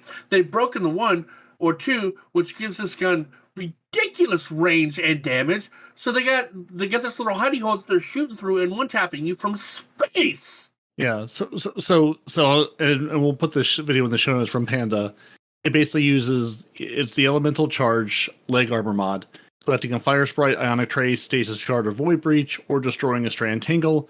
Has an escalating chance to give you an armor charge. Multiple copies can be stacked, blah blah blah. And also the void weapon surge, where the void weapon surge gives you a small bonus to damage while you have an armor charge. And since, stasis crystals are so easy to create in PvP, create a stasis crystal, grab the stasis crystal, get your armor charge, use your void weapon surge. This hand cannon is a void hand cannon. And it basically lets, the targeted redaction basically lets you 2-tap people from absurd range. And and since it's craftable, you can get a enhanced collective action, which gives it, slightly more, I don't know what the numbers are, but, an enhanced version of that. So like the one he has in this video is a 120 RPM with a 99 recoil, 68 range, 92 impact, 38 stability. So so I mean, and since stasis crystals are so easy to create, especially on a Titan, you have a number of ways up to and including replacing your barrier with stasis crystals. Mm-hmm. You can just create those endlessly. And it does 112. So no matter what your resilience is, you could be max resilience, it doesn't matter. And you could even have the woven mail because it doesn't protect you from headshots, right? Woven mail just gives you body shot resistance. So at 112 damage, you get 2-tap no matter what your resilience is. You're done. That's it. Because the most health you can have in the game is what? 200 or 190 or something like that, right? So 112 per shot, it's game over. You're not beating this hand cannon from anywhere acceptable. I'm curious about something, Respawn. Yeah. I have this build idea for a Void Hunter. I haven't tested it. I'm going to preface with that. But as you guys are talking about this in the back and forth, same analogy could be even applied to Titan, but there's a certain perk that came out a little bit while ago that not a lot of people have considered. I tested it when it first came out and it wasn't so prevalent, but now with all these changes coming, I'm curious how Repulsor Brace would perform combined with the dilation of Vigilance, and then pairing that with maybe like a Gerfalcon. Because I know that you can get Repulsor Brace on an Adept Exalted Truth as a hand cannon as an example, but I mean beyond that, there's a few other ways that you could play into that. And I mean, that's just one idea. At least then you have the benefit of, radar manipulation going in Viz. But I suppose there's other ways that you could play into it as well with Strand, for example. So Strand Tangles, we have this new, I think I'm saying this right, aspect with the, I call it the mannequin, the dummy that we leave behind for Strand now when we dodge. So, and the hatchlings that come from that. So there's certain ways that you can build into that little bit of extra damage. And in terms of Titan, I'm thinking more like One-Eyed Mask with, again, Repulsor Brace and then Void Overshields. And then because Titan has easy access to all that overshielding, extra health, 45 health point uptime stuff. So I'm not saying that's going to protect you or save you, but it certainly is an extra barrier that collective action hand cannon has to go through in order to take you out. So if you can put those little wedges of delay in there, create a little bit of space for yourself in their TTK, it may open an opportunity for you to counter. And those are maybe some of the first, I'll say, reactive responses without digging too deep into it of how I might think to counter something like that. But I was curious on your thoughts on that whole Void Repulsor Brace idea, if you think that would even be a feasible idea. Repulsor Brace happens on kill, though, doesn't it? You have to kill someone for Repulsor Brace to explode. Indeed. Right. So that isn't really going to stop you in a duel. If you're in a duel, he's got you. You're done. So my thing would be preemptive, something to do preemptively. So either giving myself an overshield of some way, shape, or form, right? Because I think if you have an overshield, you'll be left with just a sliver of health after those two shots, right? I think. Either that or my tried and true, just go invis. Echo Vigilance, sorry. just stay invisible. If he can't see you, he can't hit you, right? So, stay off the radar, stay invisible. And yeah, man, that's the only way that I could think to counteract it is to either A, give myself extra health with overshields or whatnot, or B, make it so he can't find me until I've already got the first shot. Hopefully, once I've got that first shot, even if he turns on me or whatever, I might still have the upper hand to get that third shot in before he gets his second shot in. Who knows, right? But yeah, and play to your cover as well. Yeah, and play to your cover as well. But other than that, if he sees you and he lands that first shot, you're done.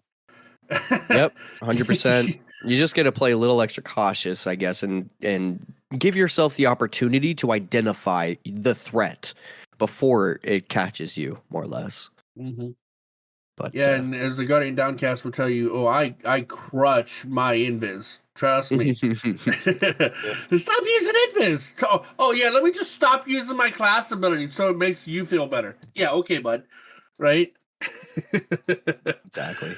But anyway, nah, dude. If it's there, I'm using it, man. But yeah, but I saw that, and I honestly thought that was going to be the biggest thing in PvP is these frozen titans everywhere, man. Because when I saw this gameplay, I was just like, oh man, especially for hand cannon lovers, this is your dream right here. Throw an ice crystal down, pop it, and then you get to two-shot people for 12 seconds. 12 seconds. That's a long time in PvP. That's half a match. Yeah, I'd be curious to see how, I don't really tend to go into threes much unless I'm doing trials, in which case everyone's better than me. I'd be really curious to see if people in trials are starting to use this, because I haven't seen this at all in Iron Banner, because honestly, in sixes, you don't have the time to sit and think and set this up and go, okay, let me go find someone without being murdered from 6 different angles. But I think in threes, you got 12 seconds, so just spawn in, throw the ice at your feet, pop the ice, and roam for 11 more seconds, dude. Right? You're gonna find somebody in 11 seconds in PvP. So I mean, that's the way that I view it. There's not a whole lot of setup. Throw ice, shoot ice, kill people. Without dying first. Yeah. Without dying first, obviously, yeah. Yeah. Well, gents, I believe my time has come to an end. I have to go do some IRL stuff, but Nitedemon, I'm so sorry to give you some extra editing work. And gentlemen, thank you so much for having me. Just as a quick outro, if I may, Peroty, if you're all right with that. Absolutely.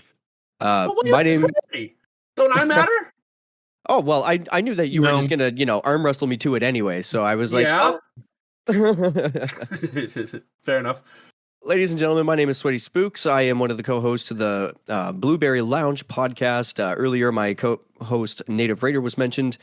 You can find us in all the same places as you can find Two Titans and a Hunter. You can also find me on Twitter at @sweaty_spooks, as well as YouTube and Twitch. Twitch is twitch.tv/SweatySpookz. But first and foremost, go to Respawn's page and hit that subscribe button. Go give him a sub, would you? You got a free Prime sub. Go give it to Respawn because he deserves it. I do. I'm a hard worker. All right. Cheers, everybody. Thank you so much for having me. Deuces, my dude. Thank you, Sweaty. Have a good night. Cheers. Man, when he comes in, his PvP knowledge makes me dizzy, dude. I'm just like, yeah. I was not expecting that level of answer. I'm just like, what are you looking for? And he goes, I'm glad you asked. I'm like, Oh yeah, no, totally. Like if there were like a PvP podcast of the Owl Sector Alliance or of the group of folks we know, I think it would be Native Raider and SweatySpookz. I mean, they know they're the ones who don't just go, oh, this nice man over here told me what to run. They're like, no. Here's how these things work. Here's how they synergize. Like they're making builds. We're just telling you what other builds people have made because we're going, just tell me what to run. There's some of the people who figure out what to run and why and how to counter things. So yeah, like if you're getting menaced by Stasis Titans 2-tapping you with hand cannons, here's how you can start to counter that. Here's the things you can do to build around and build into that. Here's how you join them. Yeah, exactly. And the other thing is like, okay, so Micah plays more PvP than I do, but he plays as a Titan only. I mean, to be fair, everyone plays more PvP. When it comes to Titans, is definitely better than mine. All right, and how to counteract things as a Titan, obviously, is going to be better than mine. But Sweaty over there, he might main a hunter, but he's got like knowledge on like all of these things. Like, oh yeah, if you're a hunter, do this. If you're a Titan, do that. If you're a warlock, do this. When you're versing, a Titan, do this. When you're versing a warlock, do this. When you're versing a hunter, do this. Like, he's got more in-depth knowledge from like everything else. Yeah. Here's how to build this, and here's how to counter the things that other people are building into. That's right. And here's how you counter those things if they realize that you're countering their thing. And if they realize that you're countering the thing that they're already countering, here's how you do this. And then you get dizzy and you just like, I don't know where I'm at. I'm feeling dizzy and I smell toast. Yep. And he sounds good doing it. They both sound good doing it. So yeah. Yeah. Yeah, I mean, absolutely. If you're looking for more PvP stuff, yeah, go learn to talk. They probably talk better than we do, but yeah, you should go give those guys a follow over the Blueberry Lounge because they understand how PvP works. And we just go, nice man, make video. We say video do this, we do that too. We hope to have that level of success. And that is their thing. They do PvP, right? So like they're gonna be way better at explaining anything than we are, 100%, because that's all they do is PvP. As far as I'm aware, I'm sure they do some PvE, but like every time I've ever talked to him, he's been all about that PvP. So yeah, not Gambit main is what we're saying. No one. Gambit main. Peroty's a Gambit main. He's a madman. But there's few of us. There's PvE, PvP, and madman. And even though I'm not a Gambit main, I have nothing against Gambit. I just I do my PvE. And then my week is done. I find it boring. Pretty much it. Huh? I just find it boring. Boring. Oh, it definitely is. And then Mike yells at you to play PvP periodically, and then you get dragged in there. Dude, he tried this week. My dude. He's like, come on, let's go play. I'm like, no. Are you sure? I'm like, no. I don't want to go. Well, and so you missed your shot now because now it's Eruption. Yeah, you missed your shot now. Now it's Iron Banner Eruption because Kepri's Horn broke control. Now it's unfun.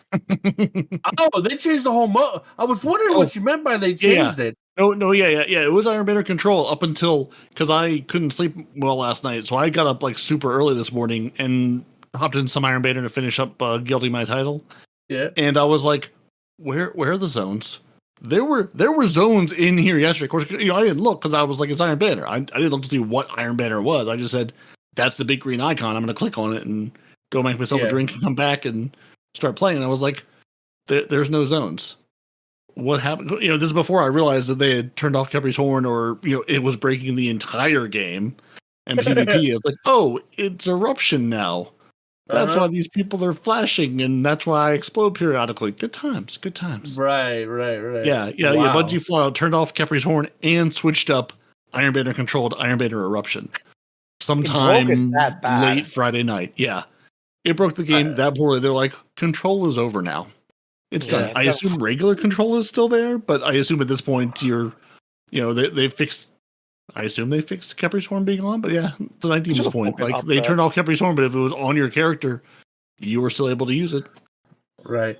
I mean, as soon as I saw that one Khepri's Horn killing an entire team just ended the game, I was like, wow. Insta mercy. And insta mercy. Wow. The only possible way to farm in PvP. Yeah.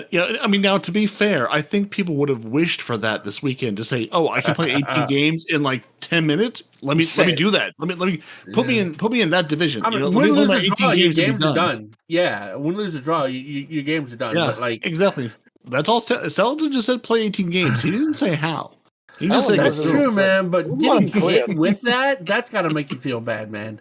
That's got to give you the feels bad, man. Even if you're on the losing, honestly, that game has to be over so quick. I don't think I'd even care. It's sort of like being put into a game as it's like 2 seconds from ending, or like while the mercy counter is going, it puts you into a game.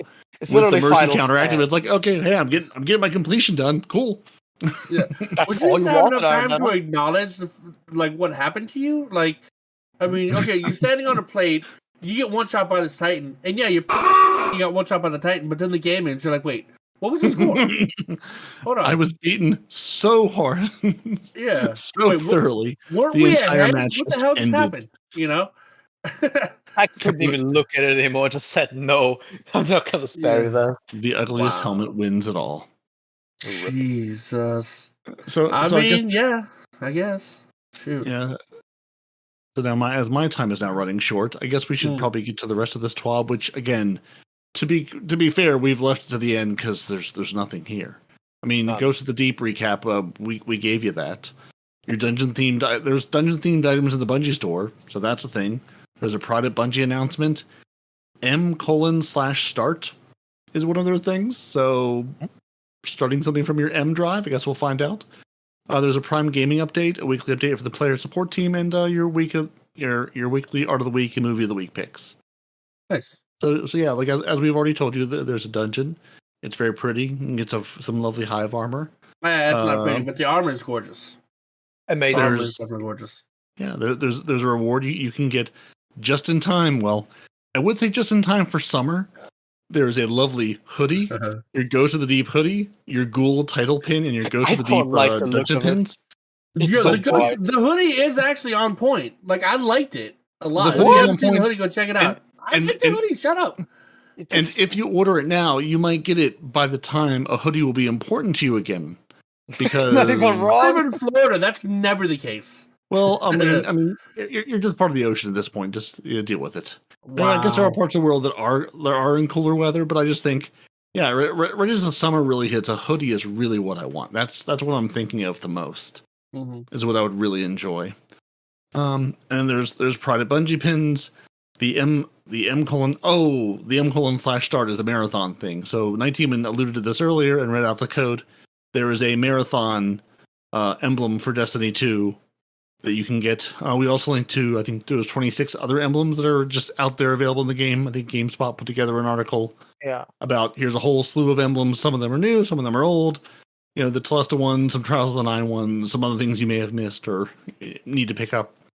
Your Prime Gaming update. You can get your Ninja Vanish emote, a Redline Ghost Shell, a Skedaddle Legendary Sparrow, and the Deep Ghost projection. Those are available from Prime Gaming. If, that's the thing you do. After you've given Respawn your Prime sub, you can go pick up your Prime Gaming things, and they'll go to Rahul. Rahul.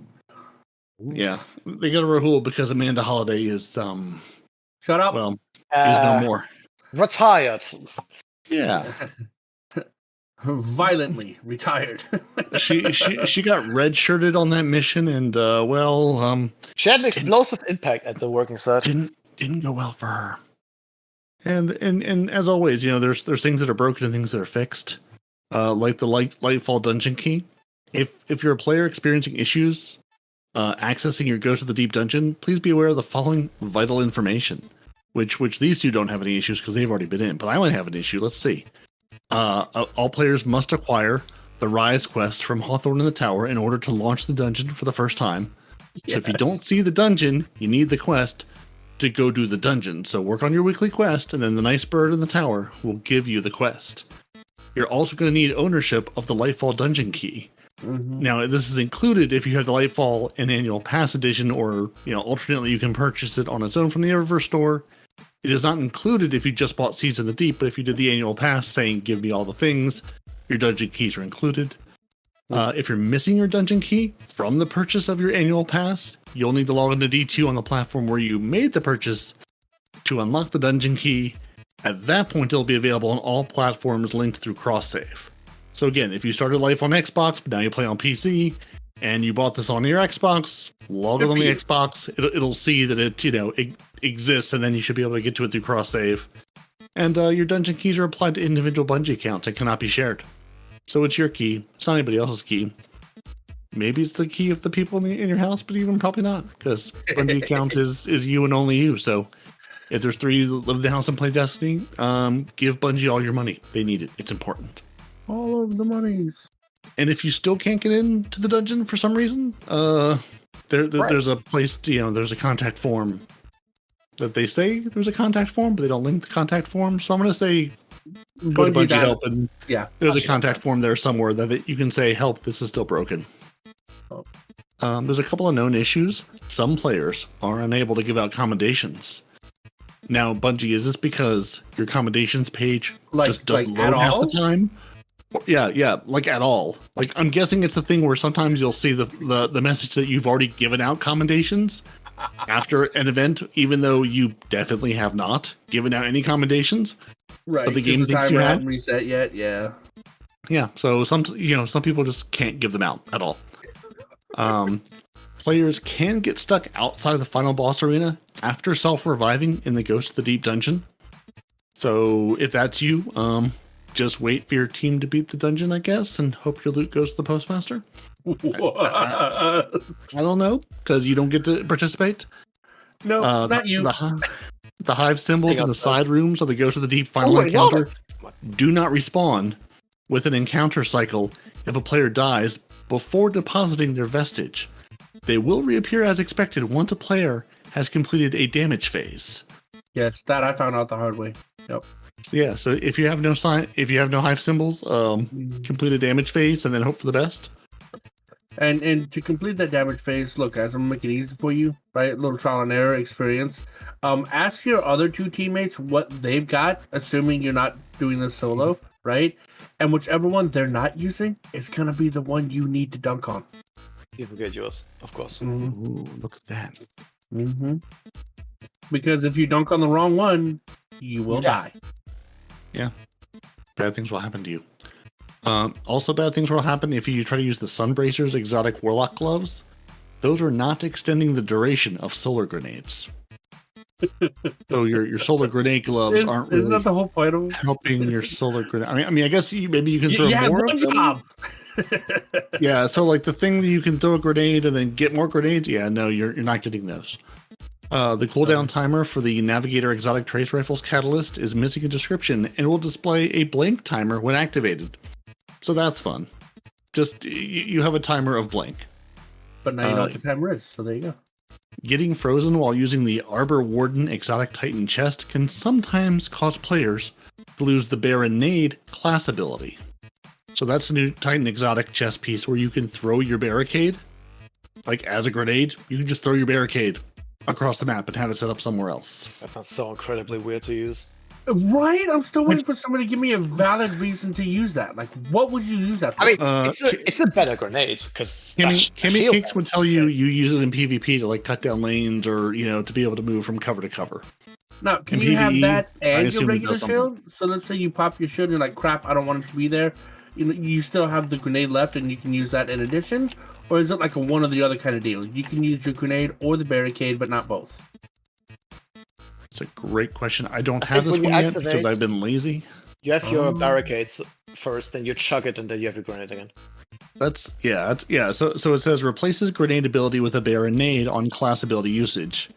Your Baronade is lost if class ability fully recharges. Your Baronade spawns the barricade type on the impact location and inherits the benefits of aspects such as Bastion or Drenger's Lash. Okay. So yeah, sure. Baronade has no collision with enemies. Yeah. Those are all things. So apparently you can also disorient enemies within 5 meters of the impact location. So if you want to use a big disorienting grenade, I suppose that'll work for that too. So that's the thing you could do in theory. Yeah, I don't know. Someone will find a use for it that'll be like, oh, look at this cool thing I can do. Well, I mean, if he gives you 2 barricades, I could see what that would be like. That would be good for, But like, I just didn't know if it replaces the one or the other, or if you could actually use them both and have 2 barricades up at once. Oh, you can basically do that now, but yeah. Somebody said earlier, like if you have a revive team, you could throw it where the revive guy is, and you can have cover when you get there instead of getting there and then popping the cover and hoping you don't die in the high level content you're trying to res your buddy in. Right. Yeah, that's what I was thinking. Like for trials or GMs, you need to get to a res or need to help your teammate get to a res and go, I need to cover a door or a sniper lane or a something, but I don't want to go out and sacrifice myself doing it. Yeah. There's that might be a good reason for it. I'm just happy it was something that seemed halfway useful and not just another exotic. We're going to go, yep, that's certainly a thing you could do, and then or made sense, never to be seen again. Like at least you could understand it.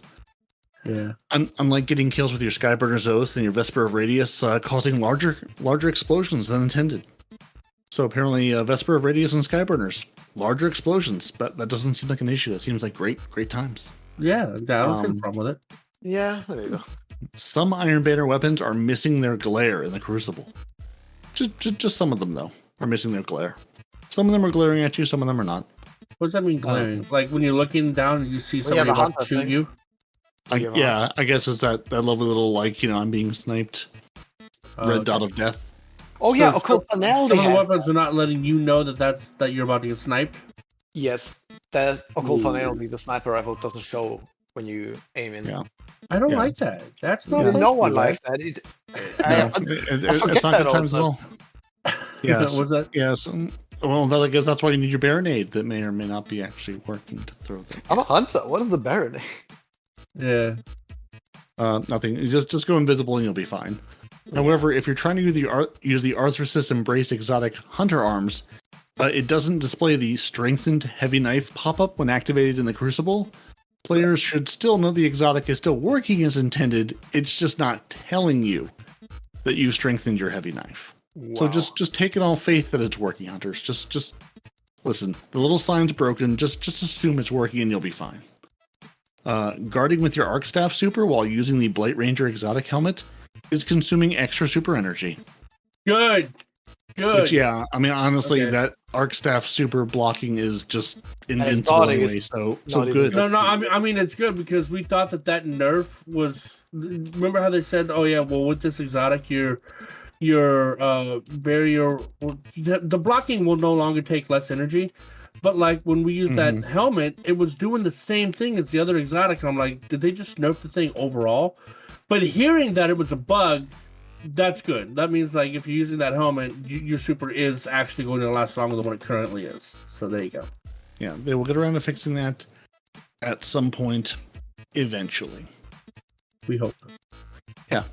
Also, the thing we've mentioned a couple times, the Stronghold exotic Titan arms are not always granting the restoration buff when expected. So first they were granting all the restoration buff, and now they're not granting it when you do block as expected. So the Stronghold exotic Titan arms, your mileage may vary. That's basically what it is. Maybe it works, maybe it doesn't. And the new Season of the Deep... Okay, well, this answers a question I had for Nitedemon earlier. The new Season of the Deep exotics are not dropping from the Vex Strike Force activity. So that should be the other way besides Lost Sectors to get the new seasonal exotics. However, but not right now but no one pressed the button to say, please make this happen. So Can you in theory? Yes. Can you right now? No. So if you want the new exotics and using them in their various broken states, go do a Lost Sector. That's the only way to get them at the moment. Wow. That's good times. Is it? No, it's not good times. It's not time. good times. Tough, brother. No. And then we have our movies and our art of the week. We have a Titan that's drowning, trying to fish. It's instructions are unclear. We've got Cade and the Guardian on Venus being arrested, getting mugshots. Really? And then someone has built, it looks like Heart of Inmost Light and a Vex Mythoclast in real life. So good job. Excellent work. Nice. Oh gosh, and I wanted to share one more thing. One more thing do they want to share? Oh yeah. And there's also a link at the bottom of the TWAB for Bungie took a Screeb and made it 5 times larger than it should be. And Bungie asked us if we wanted that in the game. No. Yes. No, we don't. Yes, please. Give me very large. Bungie, give me a modifier that makes the small things very tall and the tall things very small. That's all I want. No, just not give me that. that. We're talking about the Screebs. He wants to know if you want a Screeb that's 2 towers tall. One of those, the mini Screebs will one-shot you. What's one the size of a freaking building gonna do? Nuclear war. Just delete you out of the entire game. It's just a wipe. The game just ends at that point. Yeah, you get blown up by that. It sends you to the home screen, and the character that you were just using is gone. Exactly. Great. Yeah, it actually just deletes you. That's it. Yeah. No, Bungie, we do not want that in the game. Peroty's pulling your leg. We don't want that. Peroty does not speak for the majority of us. No. Yeah, no, we don't. One find it funny if they made larger ones tiny. Like imagine an unsub ogre just the size of a toddler just charging towards you. That would be funny. Exactly. Like you make the small things large and the large things small, and then we'll figure out which are the funniest and keep those. Exactly. Make it a modifier. You're broken. You're broken. Bungie's broken you. Okay, these are not things that are fun, guys. Okay, no, that did something to me. No, they are fun. See, you're broken. Well, your sense of fun is broken. Dimwie's got brain damage because he has some trauma from doing the whole solo flawless. Right? I understand why Dimwie's saying what he's saying, but Peroty, you're supposed to be the voice of logic in an otherwise logicless world. Okay, you cannot be saying these things. Don't live in the land of war. Live in the land of and. Don't throw words at me. No, you don't get to throw words at me when it comes to a giant Screeb. Absolutely not. Too late. I already have. How about giant moths? Honestly, it would be fun. Yeah, giant moth. Let's go. What the fuck? All right, guys. On that note, no. The giant moths will be. How much easier would they be to shoot if they were gigantic? Come on now. It'd be so much easier to shoot if they were huge. I'll give you that. But how much more health would they have? That you'd have to shoot them before they get to you. No. See, you're thinking 5 times larger, 5 times harder. Yeah, it's the same. It's the same damage. It's the same moth. It's just bigger. Oh, just bigger. Okay. They went to the Wonka factory. They got put in the little Mike TV machine. They made the candy bar huge. It's still a candy bar. It's just real big now. It's still a stupid moth. It's just real big now. Same thing for the Screeb. If that's the case, I might give you that. But yeah. I mean, that ogre is still going to be just as angry an ogre and just as powerful. He's just teeny tiny and pocket sized. That's all. That's all we're saying. Yeah, that would be hilarious. That would be fun. A tiny ogre with the damage of a full size ogre. Especially if the laser is still the same size. The laser's just bigger than him. That'll be funny. Basically. Bungie, this is what we'd like. This is quality of life, and not right. I mean, you can even say, "Oops, this was a bug." Just disguise it as a bug, dude. That's fine. Exactly. Do something on purpose. Disguise it as a bug. Give us a little bit of no. I mean making the big ogre small. I don't mean making the tiny Screeb huge. That is a cursed image. I don't want that. Okay, but making the big ogre small, that's fun. Let's do that. Make the small moth big, and then it literally is a bug. They also kept the animation speed up, so meaning that tiny ogre would have like the animation speed of a tall one, so which is like with 5 miles an hour just shimmy with his legs. And every time he takes a step, the little step goes. It's just wiping the floor, basically. It's a neutron star of ogres. That would be horrifying, technically. Right? just unstop glass cannon right towards you. Oh my god, that would be horrible as a Bungie, you have to do that. I know I just cursed myself, but having a tiny little unstoppable ogre that has the same damage as a big one would be hilarious and frustrating at the same time. Not the script would be tiny, so yeah, I absolutely want to see that. We fixed it. We made it great. We've solved all the problems. And this, right. And now, who cares about the sandbox? Just give us tiny ogres. Exactly. Make the size of different characters bigger or smaller in the game. That's it. Just give me some pocket. Where are my pocket-sized Cabal? Make a Tom that tiny, let it grab you. That would be amazing. Pick the Cabal, make them small, put them on dogs, let them ride the dogs into war like they were hellhounds. Come on! Oh my god, that'd be so adorable! Think of all the adorable fun you can have. See, this is great. Bungie, see, once again, we have fixed your game. We have solved all the problems. Problem solved. Nothing more. And now I think there's very little else we could do this week other than to say that we love dimwie very, very much. We love Respawn. We love SweatySpookz. We love Nitedemon. But we particularly love dimwie because he is here to thank in person. So thank you for going to patreon.com/TTAH and saying, I too appreciate what you all do. And I appreciate you in a way that throws a tiny bit of money in our direction. Well, since you brought that up yesterday, he's all like, "What are you gonna give me to do the dungeon with you?" I'm like, considering how we're talking in the Patreon room, isn't it you who pays me to do dungeons with you? Yeah, here I am. God. I mean, all things considered, I mean, who's paying who here, bud? You know. I mean, he makes a valid point, right? That, yeah, kind of. I mean, I'm pretty sure you've been trapped. You know, just like all of us, searching for Deacon's approval, right along with PP Pipe, Lord Master Chaos, the Drifters, Driftwood Hate Quest, Guardian Downcast, and Space Coin. The glorious, the wonderful, the British dimwie is one of those fantastic Patreons. Oh, you're not British? I'm sorry. Ooh, apologize. No, good. I'm German, not British. Oh, German. I'm sorry. Respawn said something about healing. I said he was on the same side of the pond. I never said he was in England. I'm sorry. Respawn the one that I was British. I was kind of offended by it. Yeah. See, this is all Respawn's fault. I'm blaming Respawn, just like I'm blaming Respawn for also having grenades thrown his way.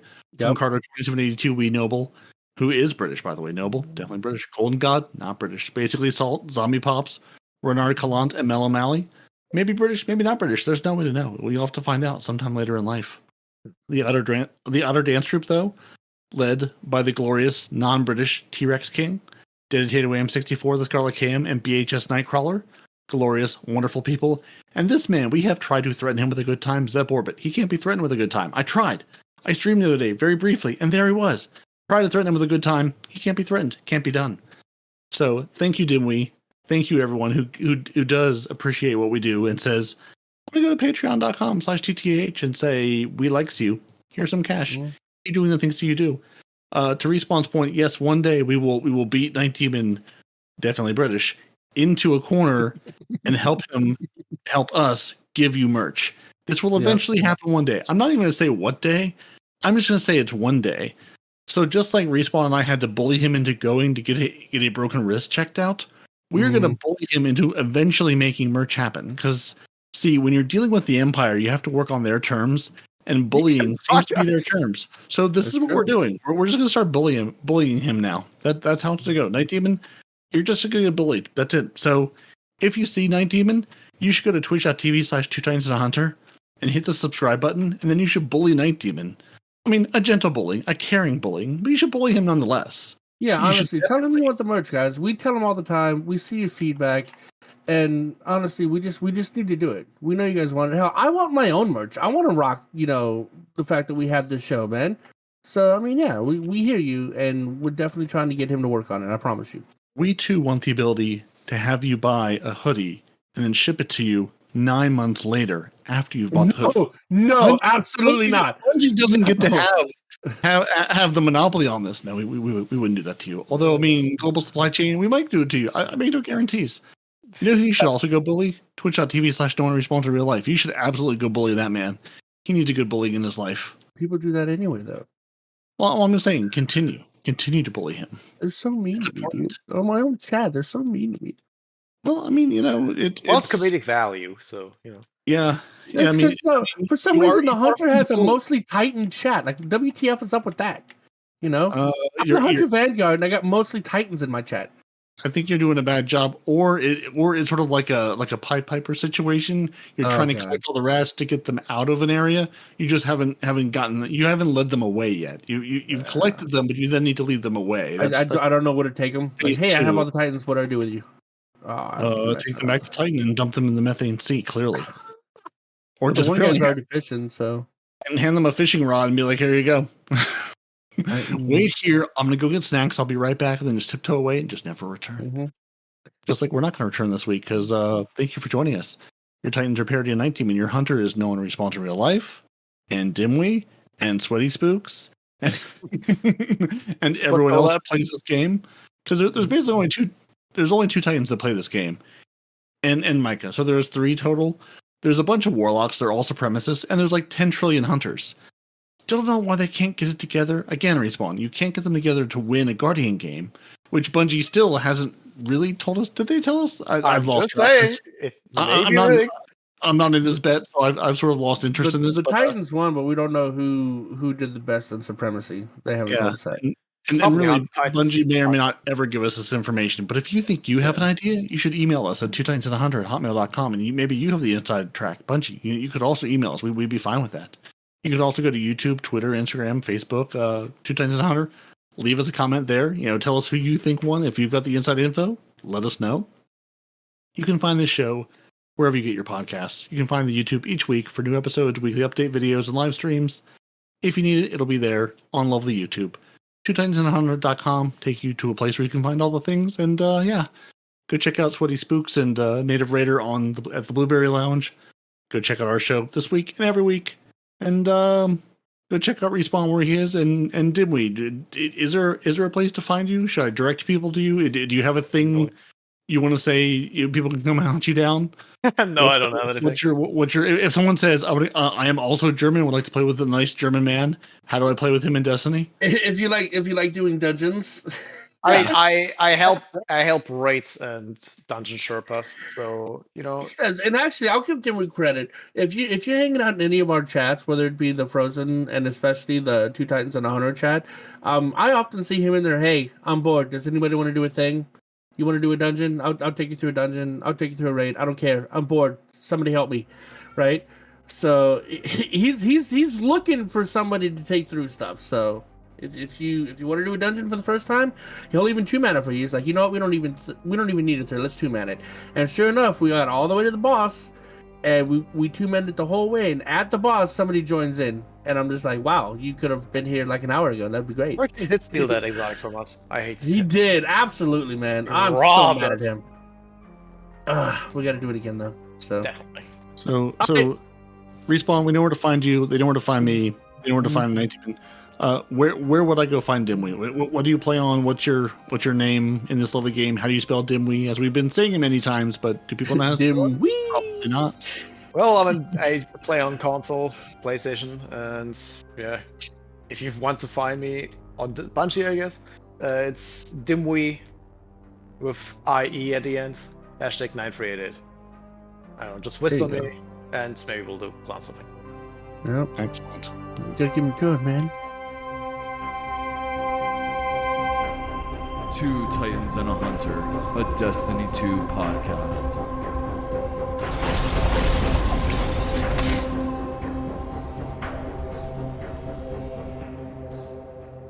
Somebody the other day, remember how long have I been talking about how the number Bungie gave me spells boob?